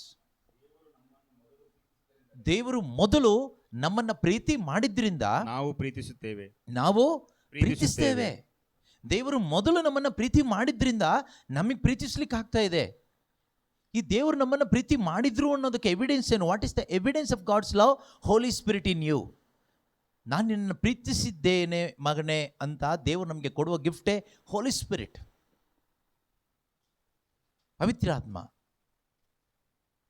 ಯೇಸು ಕ್ರಿಸ್ತನ ಶಿಲುಬೆ ಮರಣದ ಮುಖಾಂತರವಾಗಿ ಆ ಪ್ರೀತಿಯನ್ನು ಪ್ರಕಟಪಡಿಸಿ ಅದಾದ ನಂತರ ನಮಗೆ ಪವಿತ್ರಾತ್ಮ ಸಿಗುವಂತೆ ಮಾಡಿದ್ದಾರೆ. ಆ holy spirit is the guarantee that we are loved by God. ಪವಿತ್ರಾತ್ಮನೇ ಗ್ಯಾರಂಟಿ ನಾವು ದೇವರ ಪ್ರೀತಿಗೆ ಪಾತ್ರರಾಗಿದ್ದೇವೆ, ದೇವರು ನಮ್ಮನ್ನು ಪ್ರೀತಿಸ್ತಾ ಇದ್ದಾರೆ ಅನ್ನೋದಕ್ಕೆ ಎವಿಡೆನ್ಸ್ ದೇವರು ನಮಗೆ ಕೊಟ್ಟ ಪವಿತ್ರಾತ್ಮ. ನೀನು ವಿಶ್ವಾಸ ಇಟ್ಟಾಗ ದೇವರು ನಿನಗೆ ಕೊಟ್ಟಂಥ ಪರಿಶುದ್ಧಾತ್ಮ ಮುದ್ರೆ ಇದೆಯಲ್ವಾ, ಅದೇ ಗ್ಯಾರಂಟಿ. ಈ ಮುದ್ರೆನೇ ಗ್ಯಾರಂಟಿ, ಇನ್ಯಾವುದೂ ಬೇಕಾಗಿಲ್ಲ ನಮಗೆ. ದೇವರು ನಮ್ಮನ್ನು ಪ್ರೀತಿಸ್ತಾರೆ ಅನ್ನೋದಕ್ಕೆ ಎವಿಡೆನ್ಸ್ ಬೇರೆ ಏನೂ ಬೇಕಾಗಿಲ್ಲ. Holy spirit is the evidence that God loved me, God loves me. ದೇವರು ನನ್ನ ಪ್ರೀತಿ ಮಾಡಿದ್ದಾರೆ, ಮಾಡ್ತಾ ಇದ್ದಾರೆ. ನನಗೆ ಕೊಟ್ಟ ಪವಿತ್ರಾತ್ಮನೇ ಗ್ಯಾರಂಟಿ. ಅದಕ್ಕೆ ರೋಮ 5:5 ವಾಕ್ಯ ಹೇಳೋದು, ಪವಿತ್ರಾತ್ಮವನ ಮುಖಾಂತರ ದೇವರು ತಮ್ಮ ಪ್ರೀತಿಯನ್ನು ನಮ್ಮ ಹೃದಯಗಳಲ್ಲಿ ಧಾರಾಳವಾಗಿ ಸುರಿಸಿದ್ದಾರೆ. God poured out his love into our hearts through the holy spirit. Through the holy spirit God poured out his love into our hearts. ದೇವರು ಪವಿತ್ರಾತ್ಮ ಮುಖಾಂತರ ತಮ್ಮ ಪ್ರೀತಿಯನ್ನು ನಮ್ಮ ಹೃದಯಗಳಲ್ಲಿ ಧಾರಾಳವಾಗಿ ಸುರಿಸಿದ್ದಾರೆ. ಸುರಿಸ್ತಾನೇ ಇರ್ತಾರೆ. ನೀವು ಕೇಳ್ಬೋದು, ಎಲ್ಲೋಯ್ತು ಹಾಗಾದರೆ? ಎಲ್ಲೋಯ್ತದು? ಈ ಸುರಿಸಿದ್ದಾರೆ ಅಂತ ಇದೆಯಲ್ವಾ, ಇದು ವರ್ಕ್ ಆಗಬೇಕಾದ್ರೆ, ಇದು ನಮಗೆ ಅನುಭವ ಆಗಬೇಕಾದ್ರೆ, ನಮಗೊಂದು ಅನುಭವ ಆಗಬೇಕಲ್ವಾ? ಅನುಭವ ಆಗಬೇಕಾದ್ರೆ ಕಂಡೀಷನ್ ಇಷ್ಟೇ, ಒಬೇ ದ ವರ್ಡ್ ಆಫ್ ಗಾಡ್. ಈಗ ಹೋಲಿ ಸ್ಪಿರಿಟ್ ನಮ್ಮಲ್ಲಿದ್ದಾರೆ, ಕಷ್ಟ ಆಗಲ್ಲ. ಆದ್ದರಿಂದ ನಮಗೀಗ ಅನುಸರಿಸ್ಬೋದು. ಅಲ್ಲಿ ಏನು ಟೆಸ್ಟ್ ಆಗುತ್ತೆ? Your faith will be tested there. ನಮ್ಮ ವಿಶ್ವಾಸ ಅಲ್ಲಿ ಪರೀಕ್ಷಿಸಲ್ಪಡ್ತದೆ. ಹೀಗೆ ನಾವು ವಿಶ್ವಾಸಿಗಳಾಗಿ ಜೀವಿಸುವಾಗ ನಮಗಾಗಿ ದೇವರಿಟ್ಟಂತಹ ಆ ಒಂದು ಸಾಲ್ವೇಷನ್ ಇದೆಯಲ್ವಾ, ಅದು ನಮಗೆ ಕೊನೆಯಲ್ಲಿ ಸಿಗುತ್ತೆ ಒಂದು ದೊಡ್ಡ ಬ್ಲೆಸ್ಸಿಂಗ್ ಆಗಿ. ಇದು ದೇವರನ್ನ ಪ್ರೀತಿಸುವವರಿಗೆ ದೇವರು ಇಟ್ಟಿರೋದು. Salvation is for those who love God. ತಪ್ಪು ತಿಳ್ಕೊಬೇಡಿ, ದೇವರಿಗೆ ನಮ್ಮ ಮೇಲಿರೋ ಪ್ರೀತಿಯಿಂದ ದೇವರು ಎಲ್ಲರನ್ನ ಕ್ರಿಸ್ತ ಯೇಸುವಿನಲ್ಲಿ ರಕ್ಷಣೆ ಮಾಡಿದ್ದಾರೆ. ಆದರೆ ಈಗ ನಾನು ಹೇಳ್ತಾ ಇರೋ ಸಾಲ್ವೇಷನ್ ಯಾವುದು ಕೇಳಿದರೆ, 2-3 ಥರ ಸಾಲ್ವೇಷನ್ ಇಲ್ಲ. The fullness of that salvation. 1 Peter chapter 1 verse 5. 1 ಪೇತ್ರ 1ನೇ ಅಧ್ಯಾಯ 5ನೇ ವಾಕ್ಯದಲ್ಲಿ ಅಂತ್ಯಕಾಲದಲ್ಲಿ ಪ್ರತ್ಯಕ್ಷವಾಗಲಿರುವ ಜೀವೋದ್ಧಾರ. ಓಕೆ, ಅಂತ್ಯಕಾಲದಲ್ಲಿ salvation ready to be revealed, not yet revealed. Okay, ಇನ್ನು ಪ್ರಕಟ ಆಗಿಲ್ಲ. ಇನ್ನು ಪ್ರಕಟ ಆಗದೇ ಇರತಕ್ಕಂಥ ಒಂದು ರಕ್ಷಣೆ ಇದೆ. ಅದು ಬೇರೆ ರಕ್ಷಣೆ ಅಂತ ಅಲ್ಲ, ರಕ್ಷಣೆಯ ಸಂಪೂರ್ಣತೆ, the fullness of your salvation. That means ನಾವು ಹೇಳಿದ್ವಲ್ಲ, saved, being saved, will be saved. ಆ ಗ್ಲೋರಿಫಿಕೇಶನ್, ಆ ಮಹತ್ವೀಕರಣ ಅಥವಾ ನಮ್ಮ ಸಂಪೂರ್ಣ ವಿಮೋಚನೆ, ರೋಮ 8ರಲ್ಲಿ ಹೇಳೋ ಪ್ರಕಾರ ನಮ್ಮ ಸಂಪೂರ್ಣ ವಿಮೋಚನೆ, revelation of the sons of God, ದೇವರ ಮಕ್ಕಳ ಪ್ರಕಟಣೆ ಯಾವಾಗ ಆಗುತ್ತೆ ಎಂದು ಸೃಷ್ಟಿ ಎದುರು ನೋಡ್ತಾ ಇದೆಯಲ್ವಾ ಅದು, ಅಥವಾ ನಮ್ಮ ಸಂಪೂರ್ಣವಾದ ವಿಮೋಚನೆ ಯಟ್ ಟು ಬಿ ರಿವೀಲ್ಡ್. ಅದು ರಿವೀಲ್ ಆಗಿಲ್ಲ ಇನ್ನು. ಇದು ಯಾರಿಗೆ ಗೊತ್ತಾ? ದೇವರನ್ನ ಪ್ರೀತಿ ಮಾಡುವವರಿಗೆ. ಇದು ಸುಮ್ಮನೆ ಎಲ್ರಿಗೂ ಅಲ್ಲ, ಚರ್ಚಿಗೆ ಬರೋ ಎಲ್ರಿಗೂ ಇಟ್ಟಿಲ್ಲ ಅದು, ಅಥವಾ ಬೈಬಲ್ ಹಿಡ್ಕೊಂಡು ಓಡಾಡುವ ಎಲ್ರಿಗೂ ಅಲ್ಲ. ಅಂತ್ಯಕಾಲದಲ್ಲಿ ಪ್ರತ್ಯಕ್ಷವಾಗಲಿರುವ ಜೀವೋದ್ಧಾರವು ವಿಶ್ವಾಸಿಗಳಾದ ನಿಮಗೆ ಲಭಿಸುವಂತೆ ದೇವರು ತಮ್ಮ ಶಕ್ತಿಯಿಂದ ನಿಮ್ಮನ್ನು ಕಾಪಾಡ್ತಾರೆ. ಎಲ್ಲರನ್ನೂ ಕಾಪಾಡ್ತಾರೆ ಅಂತ ಹೇಳಲಿಲ್ಲ. ಯಾರನ್ನ ಕಾಪಾಡ್ತಾರೆ? ವಿಶ್ವಾಸದ ಜೀವನವನ್ನು ಜೀವಿಸ್ತಾ ಇರುವವರಿಗೆ. ಯಾವುದಕ್ಕಾಗಿ ವಿಶ್ವಾಸದ ಜೀವನ ಜೀವಿಸ್ತಾ ಇರುವವರು? ಈ ಜೀವೋದ್ಧಾರವನ್ನು ಎದುರು ನೋಡ್ತಾ ಬದುಕುವವರು. ನಾಳೆ ಒಳ್ಳೇದಾಗುತ್ತೆ ಅಂತ ಎದುರು ನೋಡ್ತಾ ಬದುಕೋರಲ್ಲ. ನಾಳೆ ಏನೊಂದು ರಿಸಲ್ಟ್ ಬರುತ್ತೆ, ದೇವರು ಪಾಸ್ ಮಾಡ್ತಾರೆ ಅಂತ ಎದುರು ನೋಡ್ತಾ ಬದುಕೋರಿಗೆ ಅಲ್ಲ ಈ ವಾಕ್ಯ. ನಾಳೆ ನನ್ನ ಮಗನಿಗೆ ಮದುವೆ ಆಗುತ್ತೆ, ಒಳ್ಳೆ ಜೀವನ ಸಂಗಾತಿ ಸಿಗ್ತಾಳೆ ಅಂತ ಎದುರು ನೋಡ್ತಾ ಬದುಕೋರಿಗೆ ಅಲ್ಲ ಈ ವಾಕ್ಯ. ನಾಳೆ ನನ್ನ ಕಾಯಿಲೆ ಎಲ್ಲ ವಾಸಿ ಆಗುತ್ತೆ, ನಾನು ಚೆನ್ನಾಗಾಗ್ತೀನಿ ಅಂತ ಸೌಖ್ಯನ ಎದುರು ನೋಡ್ತಾ ಬದುಕೋರಿಗೆ ಅಲ್ಲ ಈ ವಾಕ್ಯ. ನಾಳೆ ನನ್ನ ಸಾಲ ಎಲ್ಲ ತೀರುತ್ತೆ, ನಾನು ಶ್ರೀಮಂತನಾಗ್ತೀನಿ, ಆರಾಮಾಗಿರ್ತೀನಿ ಅಂತ ಅದನ್ನ ಎದುರು ನೋಡ್ತಾ ಬದುಕೋರಿಗೆ ಅಲ್ಲ ಈ ವಾಕ್ಯ. ಈ ವಾಕ್ಯ ಯಾರಿಗೆ ಗೊತ್ತಾ? ಕ್ರಿಸ್ತ ಯೇಸುವನ್ನು ಎದುರು ನೋಡ್ತಾ ಬದುಕೋವರಿಗೆ, ನಮ್ಮ ಸಂಪೂರ್ಣ ರಕ್ಷಣೆಯನ್ನು ಎದುರು ನೋಡ್ತಾ ಬದುಕೋವರಿಗೆ, ಅಂತ್ಯಕಾಲದಲ್ಲಿ ಪ್ರತ್ಯಕ್ಷವಾಗಲಿರುವಂತಹ ಆ ದೇವರ ಮಹಿಮೆ ಅಥವಾ ಜೀವೋದ್ಧಾರವನ್ನು ಎದುರು ನೋಡ್ತಾ ಬದುಕುವ, ಆ ನಿತ್ಯ ಜೀವವನ್ನು, ಅಮರ ಜೀವವನ್ನು ಎದುರು ನೋಡ್ತಾ ಬದುಕುವಂಥವರಿಗೆ. ಅವರು ಯಾರು ಹೇಳಿದರೆ ವಿಶ್ವಾಸಿಗಳು. ಅದನ್ನೇ ಕ್ಲಿಯರ್ ಆಗಿ ಬರೆದಿದೆ. Who are being protected. Who? Those who have faith. Who are being protected by the power of God through what? Through faith. You are being protected through faith. Faith ಇಲ್ಲ ಅಂದ್ರೆ ಈ ಪ್ರೊಟೆಕ್ಷನ್ ಹೋಯ್ತು. For a salvation ready to be revealed in the last time. ಇದೆಲ್ಲ ಈ ಬೈಬಲಲ್ಲೇ ಇದೆ. ನಿಮಗೆ ಇದನ್ನು ಕೇಳಿಸ್ಕೊಳ್ಳುವಾಗ ಸ್ವಲ್ಪ ಕನ್ಫ್ಯೂಷನ್ಸ್ ಥರ ಆ ಕಡೆ ಈ ಕಡೆ ಗಲಿಬಿಲಿ ಆಗ್ಬೋದು. ಆದರೂ ಪರವಾಗಿಲ್ಲ, ಒಳ್ಳೆಯದಕ್ಕೇನೆ. ಕೆಲವೊಂದು ಗಲಿಬಿಲಿಗಳು ಒಳ್ಳೆಯದಕ್ಕೇನೆ. ದೇವರು ಕೂಡ ಆದಿಕಾಂಡ 11ನೇ ಅಧ್ಯಾಯದಲ್ಲಿ ಗಲಿಬಿಲಿ ಮಾಡಿದರು. ಬೈಬಲ್ ಹೇಳುತ್ತೆ ಗಲಿಬಿಲಿ ಮಾಡೋದು ಸೈತಾನ ಅಂತಾನು ಹೇಳುತ್ತೆ ಹೊಸ ಒಡಂಬಡಿಕೆಯಲ್ಲಿ. God is not the author of confusion ಅಂತ ಇದೆ. Satan is the author of the confusion. But when God confused ಅಲ್ವಾ, that is for our welfare only. ದೇವರು ಕನ್ಫ್ಯೂಷನ್ ಮಾಡಿದ್ದಾರೆ ಅಂದಮೇಲೆ ಅದು ಕನ್ಫ್ಯೂಷನ್ ಅಲ್ಲ, ದಟ್ ಈಸ್ ಗಾಡ್ಸ್ ಲವ್. ನಮ್ಮ ಹ್ಯೂಮನ್ ಮೈಂಡಿಗೆ ಅದು ಕನ್ಫ್ಯೂಷನ್ ಆಗಿರುತ್ತೆ, ಬಟ್ ಅದು ದೇವರ ಪ್ರೀತಿ ಆಗಿರುತ್ತೆ.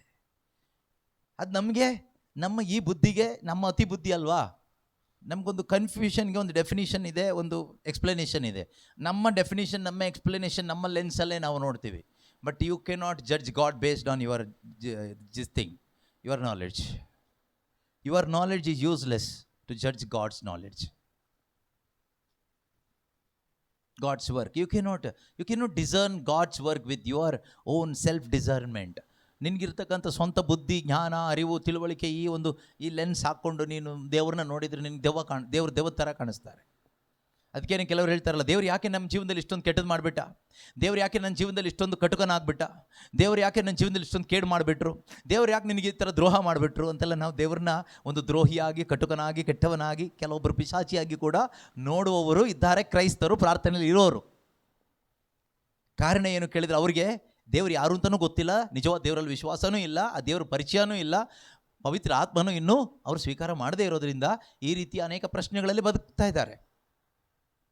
ಆದರೆ ನಿಜವಾಗ್ಲೂ ದೇವ್ರನ್ನ ಅರ್ಥಕೊಂಡವರು ಈ ಪ್ರಶ್ನೆ ಯಾವತ್ತೂ ಕೇಳಲಿಕ್ಕಾಗಲ್ಲ, ಬಿಕಾಸ್ ದೇ ನೋ ಗಾಡ್. ಆದ್ದರಿಂದ ಜೆನೆಸಿಸ್ ಚಾಪ್ಟರ್ 11 ಕೂಡ ದೇವರು ಅವರ ಭಾಷೆಯನ್ನು ಗಲಿಬಿಲಿ ಮಾಡಿದ್ರು ಅಂತ ಇದೆ.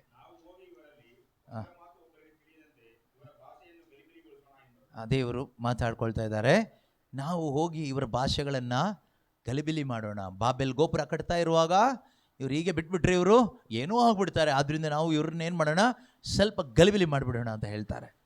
ಮಾಡಿದ್ರ ದೇವರು? ಮಾಡಿದರು ಅಲ್ವಾ? ಸೊ ಅದೇ ರೀತಿಯಲ್ಲಿ ಇದನ್ನು ಕೇಳಿಸ್ಕೊಳ್ಳೋವಾಗಲೂ ಕೂಡ ನಿಮಗೆ ಸ್ವಲ್ಪ ಗಲಿಬಿಲಿ ಆಗ್ತಾ ಇದ್ದರೆ ಡೋಂಟ್ ವರಿ, ಅದು ನಿಮ್ಮ ಒಳ್ಳೇದಕ್ಕೇನೆ. ಈ ಗಲಿಬಿಲಿ ನಿಮ್ಮನ್ನು ಎಲ್ಲಿ ಕರ್ಕೊಂಡು ಹೋಗುತ್ತೆ ಗೊತ್ತಾ? ಸಾಲ್ವೇಷನ್ ಕರ್ಕೊಂಡು ಹೋಗ್ಬೋದು. This confusion may lead you to salvation. ಅದರಿಂದ ದೇವರ ವಾಕ್ಯ ಕೇಳಿಸ್ಕೊಳ್ಳುವಾಗ ಕೆಲವೊಂದು ಗಲಿಬಿಲಿಗಳು ಉಂಟಾಗೋದು ಒಳ್ಳೆಯದಕ್ಕೇನೆ. ಎಲ್ಲದೂ ದೇವರಿಂದಾನೇ ಆಗುವ ಗಲಿಬಿಲಿ ಅಂತ ನಾನು ಹೇಳೋದಿಲ್ಲ. ಸೈತಾನ ಕೂಡ ಗಲಿಬಿಲಿ ಮಾಡ್ತಾನೆ. ದೇವರ ವಾಕ್ಯ ಉಪಯೋಗಿಸಿ ಏದೇನು ತೋಟದಲ್ಲಿ ಆದಿಕಾಂಡ 3ನೇ ಅಧ್ಯಾಯದಲ್ಲಿ ನಾವು ನೋಡ್ತೀವಿ, ಅಲ್ಲೂ ಗಲಿಬಿಲಿ ಮಾಡ್ತಾನೆ ಸೈತಾನ. ಈ ಹಣ್ಣು ತಿಂದರೆ ನೀವು ದೇವ್ರ ಥರ ಏನು ತಿನ್ನಬಾರ್ದು, ಏನು ಕನ್ಫ್ಯೂಷನ್ ಮಾಡ್ತಾನೆ ಅಲ್ವಾ? ಈ ರೀತಿಯಲ್ಲಿ ಯಾವ ಮರದ ಹಣ್ಣನ್ನು ತಿನ್ನಬಾರ್ದು ಅಂತ ಹೇಳಿದಾರಾ ದೇವರು? ಇಲ್ಲ, ಆ ಥರ ಹೇಳಿಲ್ಲ. ಇದು ಒಂದು ತಿನ್ನಬಾರ್ದು ಅಂತ ಹೇಳಿದ್ದಾರೆ. ಯಾಕೆ ಹೇಳಿದ್ದಾರೆ ಗೊತ್ತಾ? ತಿಂದರೆ ನೀವು ದೇವ್ರ ಥರ ಆಗ್ತೀರಿ. ಹಾಗಾದ್ರೆ ನಾವೀಗ ದೇವ್ರ ಥರ ಇಲ್ವಾ?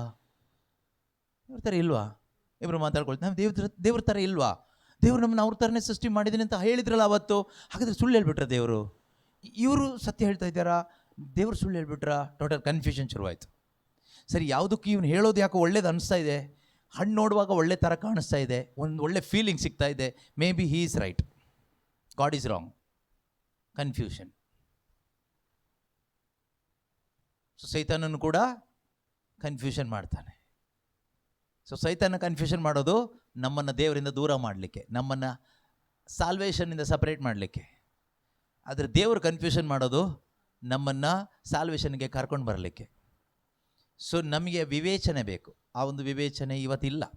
ಆದರೆ ಕೇಳಿಸ್ಕೊಳ್ಳುವಾಗಲಾದರೂ ನಿಮಗೆ ಸ್ವಲ್ಪ ಅರ್ಥ ಆಗುತ್ತೆ ಅಂತ ಅಂದ್ಕೊಳ್ತೀನಿ. ಅದರಿಂದ ಇಲ್ಲಿ ದೇವರು ರಕ್ಷಣೆ ಮಾಡಿಲ್ವಾ ಕೇಳಿದರೆ ಮಾಡಿದ್ದಾರೆ, ನಮ್ಮ ಆತ್ಮಕ್ಕೆ ರಕ್ಷಣೆ ಸಿಕ್ಕಿದೆ.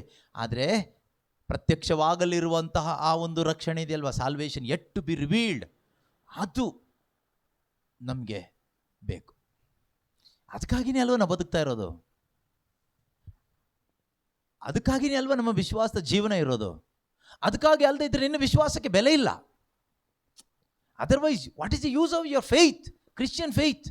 If your Christian faith is not for this salvation, then for what? ನಿನ್ನ ಕ್ರೈಸ್ತ ವಿಶ್ವಾಸ ಇದಕ್ಕಾಗಿ ಅಲ್ಲದೆ ಇದ್ರೆ, ಯಾವುದಕ್ಕಾಗಿ?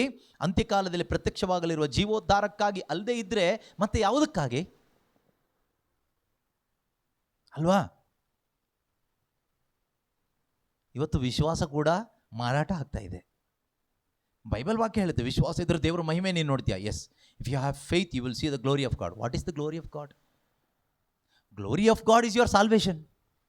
Glory of God, Jesus himself. The resurrection of the dead. ಅದೇ ಅಲ್ವಾ ಅಲ್ಲಿ ನೋಡಿದ್ದು? ಆ ವಾಕ್ಯ ಹೇಳಿ ಆದಮೇಲೆ ನೋಡಿದ್ದು ಅದೇ ಅಲ್ವಾ? ಯೋಹಾನ 11ನೇ ಅಧ್ಯಾಯದಲ್ಲಿ ಈ ಮಾತು, ಲಾಜರ ಸತ್ತು ಕೊಳೆತು ಸಮಾಧಿಯಲ್ಲಿ ಕೊಳೆತು ಹೋಗಿದ್ದಾನೆ.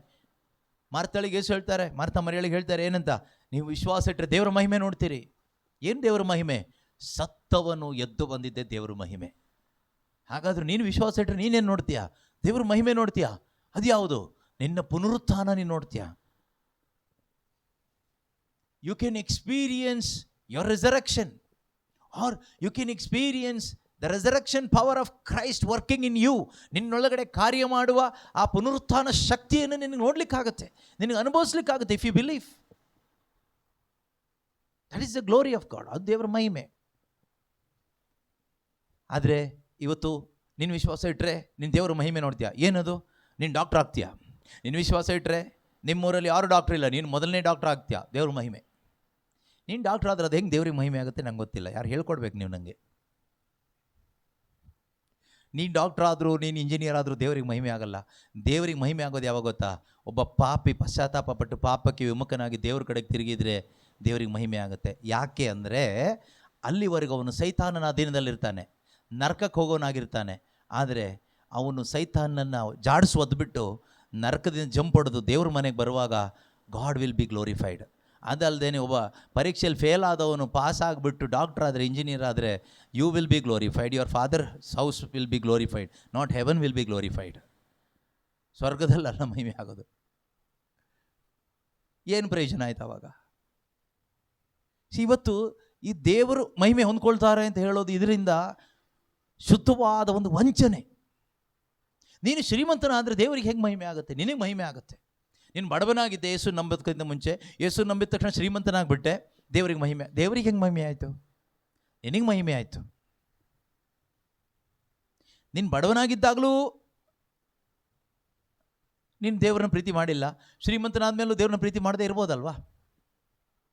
ಈಗ ದೇವರಿಗೆ ಮಹಿಮೆ ಆಗೋದು ಯಾವಾಗ? ನಮ್ಮ ಮುಖಾಂತರ. ಅಂದರೆ ನಮ್ಮ ಪಾಪ ಜೀವನವನ್ನು ಬಿಟ್ಟು ನಾವು ದೇವರ ಕಡೆಗೆ ತಿರುಗಿ ದೇವರ ಮಕ್ಕಳಾಗಿ ಬದುಕುವಾಗ ದೇವರಿಗೆ ಮಹಿಮೆ ಆಗುತ್ತದೆ. ದುಂದುಗಾರ ಮಗ ತನ್ನ ಪಾಪದ ಜೀವಿತವನ್ನು ಬಿಟ್ಟು ತಂದೆಯ ಮನೆಗೆ ಬಂದಾಗ ತಂದೆಗೆ ಸಂತೋಷ ಆಯಿತು. ಆ ಸಂತೋಷದಲ್ಲಿ ತಂದೆ ಏನು ಮಾಡಿದರು? ಹಬ್ಬ ಮಾಡಿದ್ರು. God celebrated that. Father celebrated. So heaven will celebrate. When a sinner repents, God will be glorified. So ದೇವರಿಗೆ ಮಹಿಮೆ ಆಗುವ ಕಾರ್ಯ ನಾವು ಮಾಡಬೇಕಾದ್ರೆ ಏನು ಮಾಡಬೇಕು? ಒಂದೇ ಕೆಲಸ, go and proclaim the gospel. Sinner will repent and receive the salvation so that God will be glorified through you. ನಿನ್ನ ಮುಖಾಂತರ ದೇವರ ಮಹಿಮೆ ಹೊಂದ್ಕೊಳ್ಬೇಕಾದ್ರೆ ನೀನೇನು ಮಾಡಬೇಕು? ಹೋಗು, ಶುಭ ಸಂದೇಶವನ್ನು ಸಾರು. ಅದನ್ನು ಆಲಿಸುವಂಥ ಪಾಪಿ ಪಾಪಕ್ಕೆ ವಿಮುಖನಾಗಿ ದೇವರ ಕಡೆಗೆ ತಿರುಗಿ ರಕ್ಷಣೆ ಹೊಂದ್ಕೊಳ್ತಾನೆ ಅಥವಾ ರಕ್ಷಣೆಗೆ ಬರ್ತಾನೆ. ಆಗ ಯಾರಿಗೆ ಮಹಿಮೆ ಆಗುತ್ತೆ? ದೇವರಿಗೆ ಮಹಿಮೆ ಆಗುತ್ತೆ. ಯಾಕೆಂದರೆ ಈ ಕೆಲಸ ಮಾಡೋಕ್ಕೆ ನಿನಗಾಗಲ್ಲ. ಈ ಕೆಲಸ ಮಾಡೋಕ್ಕೆ ನಿನ್ನ ಬುದ್ಧಿ ಜ್ಞಾನ ಶಕ್ತಿಗೆ ಆಗೋದಿಲ್ಲ. ಆದರೆ ಒಬ್ಬನಿಗೆ ಡಾಕ್ಟರ್ ಆಗಲಿಕ್ಕೆ, ಇಂಜಿನಿಯರ್ ಆಗಲಿಕ್ಕೆ ಅವನಿಗೆ ಬುದ್ಧಿಶಕ್ತಿಯಿಂದ ಆಗುತ್ತೆ. ಇನ್ನು ದೇವರು ಅವನಿಗೆ ಆಶೀರ್ವಾದ ಕೊಟ್ಟರೂ ಆಗುತ್ತೆ. ಆದರೆ ಪಾಪ ಬಿಡಲಿಕ್ಕೆ,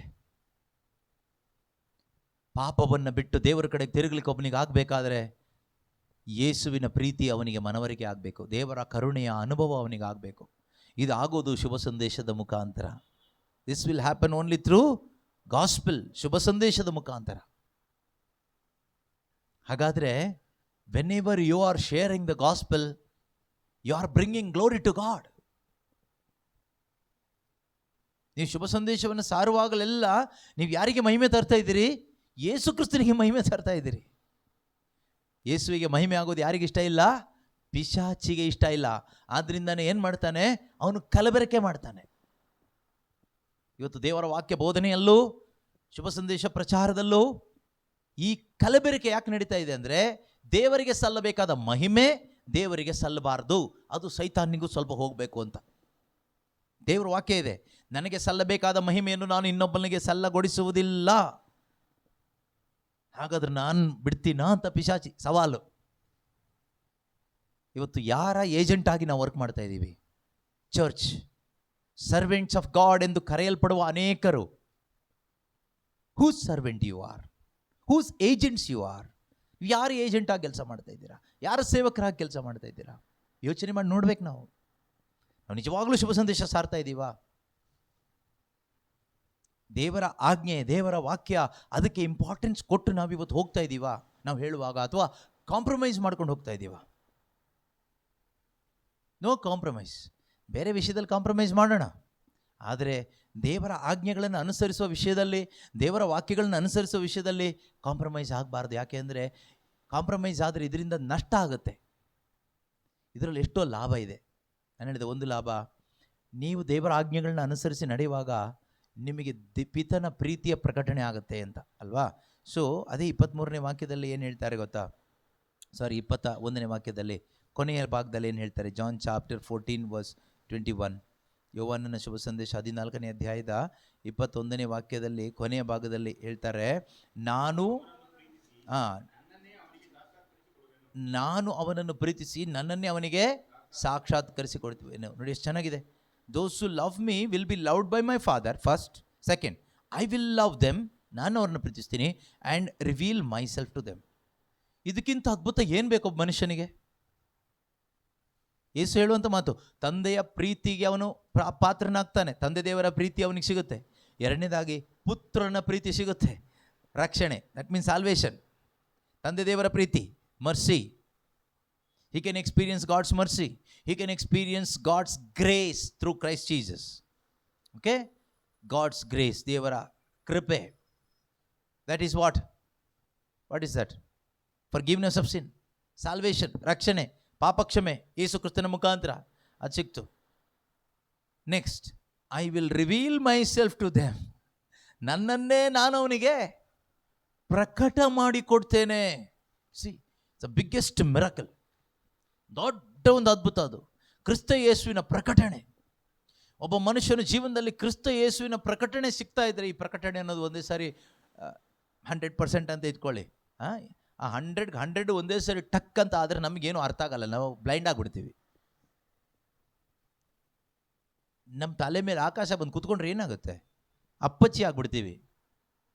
ಸೊ ಹಾಗಲ್ಲ, ದೇವ್ರು ಪ್ರಕಟಪಡಿಸಿ ಕೊಡ್ತಾರೆ ಅಂದರೆ ಪ್ರಕಟಪಡಿಸಿ ಕೊಡ್ತಾನೇ ಇರ್ತಾರೆ. This revolution is not one time done gone, ಆ ಥರ ಅಲ್ಲ. He will continuously reveal himself to you. ಪ್ರತಿನಿತ್ಯವೂ ಪ್ರತಿದಿನವೂ ಕ್ರಿಸ್ತನ ಪ್ರಕಟಣೆ ನಮಗೆ ಕೊಡ್ತಾನೇ ಇರ್ತಾನೆ. ಇದು ಯಾವಾಗ ಸ್ಟಾಪ್ ಆಗುತ್ತೆ? ಹೆರೋದನ್ನು ಭೇಟಿ ಆಗ್ಲಿಕ್ಕೆ ಒಳಗಡೆ ಹೋದರೆ ನಕ್ಷತ್ರ ಕಾಣಲ್ಲ. ನೀವು ಅಲ್ಲಿ ಇಲ್ಲಿ ಸೆಂಟ್ರಲ್ಲಿ ಬ್ರೇಕ್ ತಗೊಂಡು ಹೋಗ್ತೀರಲ್ಲ, ಆಗ ಬೆಳಕು ಸ್ಟಾಪ್ ಆಗುತ್ತೆ. ಅಲ್ಲಿವರೆಗೂ ಗೈಡಿಂಗ್ ಸ್ಟಾರ್ ಇತ್ತು. Because you are walking towards Jesus. ಯೇಸು ಎಲ್ಲಿ ಹುಟ್ಟಿದ್ದಾರೆ ನೋಡ್ಲಿಕ್ಕೆ ಹೋಗ್ತಾ ಇದ್ದಾಗ ಆ 3 ಜನರಿಗೆ ನಕ್ಷತ್ರ ಕಾಣಿಸ್ತಾ ಇತ್ತು ಅಲ್ವಾ? ಯಾವಾಗ ಅವರು ಹೆರೋದನ್ನು ಭೇಟಿ ಆಗೋಣ, ರಾಜ ಇದ್ದಾನಲ್ಲ, ರಾಜನೊಂದು ಆಶೀರ್ವಾದ ತಗೊಳ್ಳೋಣ ಅಂತ ಹೋದ್ನೋ, ನಕ್ಷತ್ರ ಸ್ಟಾಪ್ ಆಯಿತು, ನಕ್ಷತ್ರ ಕಾಣಿಸ್ತಾ ಇಲ್ಲ. ಅದೇ ರೀತಿ ನೀವು ದೇವರ ದಾರಿಯಲ್ಲಿ ದೇವರ ಆಜ್ಞೆ ಅನುಸರಿಸ್ತಾ ನಡೆಯುವಾಗ this light will shine upon you. You can experience the revelation of Christ Jesus in your life, in your journey. ಆದರೆ ನೀವು ಯಾವಾಗ ಸೆಂಟ್ರಲ್ಲಿ ಹೆರೋದನ್ ಥರದವ್ರನ್ನ ಭೇಟಿ ಆಗ್ಲಿಕ್ಕೆ ಅಲ್ಲಿ ಇಲ್ಲಿ ಹೋಗ್ತಿರೋ, ನಮ್ಮ ಒಂದು ಕಂಫರ್ಟ್ಗೋಸ್ಕರ, ನಮ್ಮ ಅನುಕೂಲಕ್ಕೋಸ್ಕರ, ನಮ್ಮ ಸ್ವಾರ್ಥ ಸಾಧನೆಗೋಸ್ಕರ ಹೋಗೋ ಸಾಧ್ಯತೆ ಇರುತ್ತೆ. ಆಗೇನಾಗುತ್ತೆ? ಈ ನಕ್ಷತ್ರ ಕಾಣಲ್ಲ, ಈ ರೆವಲೇಷನ್ ನಿಂತೋಗುತ್ತೆ. ಅವಾಗೇನು ಮಾಡಬೇಕು? Immediately we need to repent. ಹೆರೋದನ್ನು ಬಿಟ್ಟು ಬರಬೇಕು. ನಿನ್ನ ಸಾವಸ ಸಾಕು, ಗುಡ್ ಬೈ ಅಂತ ಹೇಳಿ ಮತ್ತೆ ದೇವ್ರ ಕಡೆಗೆ ತಿರುಗಿ ಬರುವಾಗ again you can see the star. ಆ ಸ್ಟಾರ್ ಎಲ್ಲಿ ಕರ್ಕೊಂಡೋಯ್ತು? ಯೇಸು ಇರುವ ಸ್ಥಳಕ್ಕೆ. ಆದರೆ ಕ್ರಿಸ್ತ ಯೇಸುವಿನ ಪ್ರಕಟಣೆ ನಿಮ್ಮನ್ನು ಎಲ್ಲಿ ಕರ್ಕೊಂಡು ಹೋಗುತ್ತೆ? ಪರಲೋಕ ರಾಜ್ಯಕ್ಕೆ, ಯೇಸು ಇರುವ ಸ್ಥಳಕ್ಕೆ, ತಂದೆ ಮಗ ಪರಿಶುದ್ಧಾತ್ಮ ತ್ರೇಕ ದೇವರು ಇರುವ ಆ ಸ್ವರ್ಗ ರಾಜ್ಯಕ್ಕೆ ನಿಮ್ಮನ್ನು ಕರ್ಕೊಂಡು ಹೋಗುತ್ತೆ. ಪ್ರೀತಿಯ ಸಹೋದರ ಸಹೋದರಿಯರೇ, ಇನ್ನೂ ಅನೇಕ ಬೆನಿಫಿಟ್ಸ್ ನಮಗೆ ದೇವರ ಆಜ್ಞೆಗಳನ್ನ ಅನುಸರಿಸೋದ್ರಿಂದ, ದೇವರ ವಾಕ್ಯವನ್ನು ಅನುಸರಿಸೋದ್ರಿಂದ ಇದೆ. ಇಹಲೋಕದಲ್ಲಿ, ಈ ಆತ್ಮಿಕ ಜೀವಿತದಲ್ಲಿ, ಆತ್ಮಿಕ ಪ್ರಯಾಣದಲ್ಲಿ ದೇವರ ವಾಕ್ಯ ನಮಗೆ ಬೇಕೇ ಬೇಕು. ದಾರಿದೀಪ ಅದು. ಅದಿಲ್ಲ ಅಂದರೆ ನಮ್ಮ ದಾರಿ ಪೂರ್ತಿ ಕತ್ತಲೆನೇ ಆಗಿರುತ್ತೆ. ಅದರಿಂದ ದಾರಿದೀಪವಾಗಿ ದೇವರ ಆಜ್ಞೆಗಳನ್ನು ಅನುಸರಿಸ್ತಾ, ದೇವರ ವಾಕ್ಯವನ್ನು ಅನುಸರಿಸ್ತಾ ನಾವು ಜೀವಿಸುವಾಗ ನಮಗೆ ದೇವರ ಸಂರಕ್ಷಣೆ ಇರುತ್ತೆ. ವಿಶ್ವಾಸದ ಜೀವನವನ್ನು ಜೀವಿಸುವಾಗ ದೇವರು ನಮ್ಮನ್ನು ಕಾಪಾಡ್ತಾರೆ. ಕೊನೆಯಲ್ಲಿ ಪ್ರತ್ಯಕ್ಷವಾಗುವಂಥ ಆ ಜೀವೋದ್ಧಾರ ನಮಗೆ ಸಿಗುವ ಹಾಗೆ ಅವರೇ ಮಾಡ್ತಾರೆ. ಅದಕ್ಕೆ ನಮಗೆ ವಾಕ್ಯ ಬೇಕು. ನಾವಲ್ಲಿ ತಲುಪಬೇಕಾದ್ರೆ ಈ ವಾಕ್ಯದ ದಾರಿಯಲ್ಲೇ ಹೋಗಬೇಕು, ಆಜ್ಞೆಗಳನ್ನು ಅನುಸರಿಸ್ತಾ ಹೋಗಬೇಕು. ಅದಕ್ಕೆ ದೇವರು ನಮ್ಗೆ ಕೊಟ್ಟಿರೋದು. ಅದಲ್ಲದೆ ಸುಮ್ಮನೆ ಇದನ್ನು ಮನೆ ಮೇಲೆ ನೇತು ಹಾಕ್ಕೊಳ್ಳಿ ಅಂತ ಅಲ್ಲ, ಅಥವಾ ಇದನ್ನು ಹೇಳ್ತಾ ಇರಿ ಅಂತನೂ ಅಲ್ಲ, ಇದರಲ್ಲಿ ನಿಮಗೆ ಯಾವುದೆಲ್ಲ ಓಕೆ ಆಗುತ್ತೋ ಮಾಡಿ ಅಂತನೂ ಅಲ್ಲ. ಎಲ್ಲವನ್ನು ಅನುಸರಿಸಬೇಕು. ಅದರಿಂದ ನಮ್ಮ ವಿಶ್ವಾಸ ಪರೀಕ್ಷಿಸಲಾಗ್ತದೆ, ನಾವು ದೇವರನ್ನ ನಂಬ್ತಾ ಇದ್ದೀವೋ ಇಲ್ಲೋ ಅಂತ. ಆ ನಂಬಿಕೆಯಲ್ಲಿ ಬದುಕುವಾಗ ದೇವರ ಸಂರಕ್ಷಣೆ ನಮಗಿರುತ್ತೆ, ದೇವರ ಸಾನ್ನಿಧ್ಯ ನಮಗಿರುತ್ತೆ, ಯೇಸು ಕ್ರಿಸ್ತನ ಪ್ರಕಟಣೆ ನಮಗಿರುತ್ತೆ, ತಂದೆ ದೇವರ ಪ್ರೀತಿ ನಮಗಿರುತ್ತೆ, ಯೇಸುವಿನ ರಕ್ಷಣೆಯ ಆನಂದ ನಮ್ಮಲ್ಲಿರುತ್ತೆ. ಎಷ್ಟೆಲ್ಲ ಆಶೀರ್ವಾದಗಳಿದೆ ನಮಗೆ, ಆಧ್ಯಾತ್ಮಿಕ ಆಶೀರ್ವಾದಗಳು. ಆದರೆ ಎಷ್ಟೋ ಜನ ಇದನ್ನೇ ಇವತ್ತು ಕಳ್ಕೊಂಡು ಬದುಕ್ತಾ ಇದ್ದಾರೆ ಕ್ರೈಸ್ತರು. ಯಾಕೆ ಅಂದರೆ ದೇವರ ಆಜ್ಞೆಗೆ ಬೆಲೆ ಕೊಡ್ತಾ ಇಲ್ಲ. ಪ್ರಾರ್ಥಿಸೋಣ. ಒಳ್ಳೆಯ ದೇವರೇ, ನೀವು ನಮ್ಮನ್ನು ಅಪಾರವಾಗಿ ಪ್ರೀತಿಸಿ ನಮ್ಮ ಪಾಪಗಳನ್ನೆಲ್ಲ ಮನ್ನಿಸಿ ನಿಮ್ಮ ಮಕ್ಕಳನ್ನಾಗಿ ನೀವು ನಮ್ಮನ್ನು ಸ್ವೀಕಾರ ಮಾಡಿದ್ದೀರಪ್ಪ. ಇಂದು ನಾವು ನಿಮ್ಮ ಮಕ್ಕಳಾಗಿರುವುದರಿಂದ ಮಕ್ಕಳಿಗೆ ಅನುಸರಣೆ ಮಾಡಲು ಬೇಕಾದ ತಂದೆಯ ಸಂಬಂಧದಲ್ಲಿ ಜೀವಿಸಲು, ತಂದೆಯೊಂದಿಗೆ ತಂದೆಯ ಪ್ರೀತಿಯಲ್ಲಿ ಜೀವಿಸಲು, ತಂದೆಯ ಪ್ರೀತಿಯನ್ನು ಅನುಭವಿಸುತ್ತಾ ಜೀವಿಸಲು, ಸ್ವರ್ಗ ಸಾಮ್ರಾಜ್ಯದ ಪ್ರಜೆಯಾಗಿ ಜೀವಿಸಲು ನಮಗೆ ಹೊರೆ ಅಲ್ಲದ ನಿನ್ನ ಆಜ್ಞೆಗಳನ್ನು, ನಿನ್ನ ನುಡಿಗಳನ್ನು ನೀನು ಕೊಟ್ಟಿದ್ದೀಯಪ್ಪ. ನಮಗಾಗಿ ನೀನು ಪವಿತ್ರ ಬೈಬಲ್ ಪುಸ್ತಕದಲ್ಲಿ ಬರೆಸಿಕೊಟ್ಟಿದ್ದೀಯಪ್ಪ. ಮಾತ್ರವಲ್ಲದೆ ನಿನ್ನ ಆತ್ಮನ ಮುಖಾಂತರ ನಮ್ಮ ಹೃದಯದ ಹಲಗೆಗಳ ಮೇಲೆ ನೀನು ಬರೆದಿದೆಯಪ್ಪ. ಅವುಗಳನ್ನು ನಾವು ಅನುಸರಿಸಲು ಬೇಕಾದಂತಹ ಪ್ರೇರಣೆಯನ್ನು ನಿನ್ನ ವಾಕ್ಯದ ಉಪದೇಶದ ಮುಖಾಂತರ ಇದನ್ನು ನಮಗೆ ಕೊಟ್ಟಿದ್ದಕ್ಕಾಗಿ ಸ್ತೋತ್ರ ಅಪ್ಪ. ಪಿತನೇ, ಆಲಿಸಿದ ಈ ಸಂದೇಶದ ಪ್ರಕಾರ ಪ್ರತಿಯೊಬ್ಬರೂ ಕೂಡ ನಿನ್ನ ಆತ್ಮನ ಪ್ರೇರಣೆಯಿಂದ ನಿನ್ನ ವಾಕ್ಯವನ್ನು ಅನುಸರಿಸುತ್ತಾ ಜೀವಿಸುವಂತೆ ಆಗಲಿ ಅಪ್ಪ. ನಿನ್ನ ಆಜ್ಞೆಗಳಿಗೆ ವಿಧೇಯರಾಗಿ ಜೀವಿಸುವಂತೆ ಆಗಲಿ ಅಪ್ಪ. ಅಂತ್ಯಕಾಲದಲ್ಲಿ ಪ್ರತ್ಯಕ್ಷವಾಗಲಿರುವ ಜೀವೋದ್ಧಾರವನ್ನು ಪ್ರತಿಯೊಬ್ಬರೂ ಪಡೆದುಕೊಳ್ಳುವಂತೆ ಆಗಲಿ ಅಪ್ಪ. ಯಾರೊಬ್ಬನು ನಾಶವಾಗಿ ಹೋಗದೆ ಕ್ರಿಸ್ತ ಯೇಸುವಿನಲ್ಲಿಟ್ಟ ವಿಶ್ವಾಸದ ನಿಮಿತ್ತವಾಗಿ ಪ್ರತಿಯೊಬ್ಬರೂ ಕೂಡ ಆ ನಿತ್ಯ ರಕ್ಷಣೆಯನ್ನು ಹೊಂದಿಕೊಳ್ಳುವಂತೆ ಆಗಲಿ ಅಪ್ಪ. ಯೇಸು ಕ್ರಿಸ್ತರ ಮುಖಾಂತರ ಪ್ರಾರ್ಥಿಸ್ತಾ ಇದ್ದೇವೆ ತಂದೆಯೇ, ಆಮೇನ್. ಯೇಸು ಕ್ರಿಸ್ತರೇ ನಮ್ಮ ಪ್ರಭು, ಇಂದಿಗೂ ಎಂದೆಂದಿಗೂ ರಾಜ್ಯಭಾರವು, ಅಧಿಕಾರವು, ಮಹಿಮೆಯು ಸದಾ ಕಾಲಕ್ಕೂ ತ್ರಿಯೇಕ ದೇವರಿಗೆ ಮಾತ್ರವೇ ಸಲ್ಲಲಿ. ಆಮೇನ್.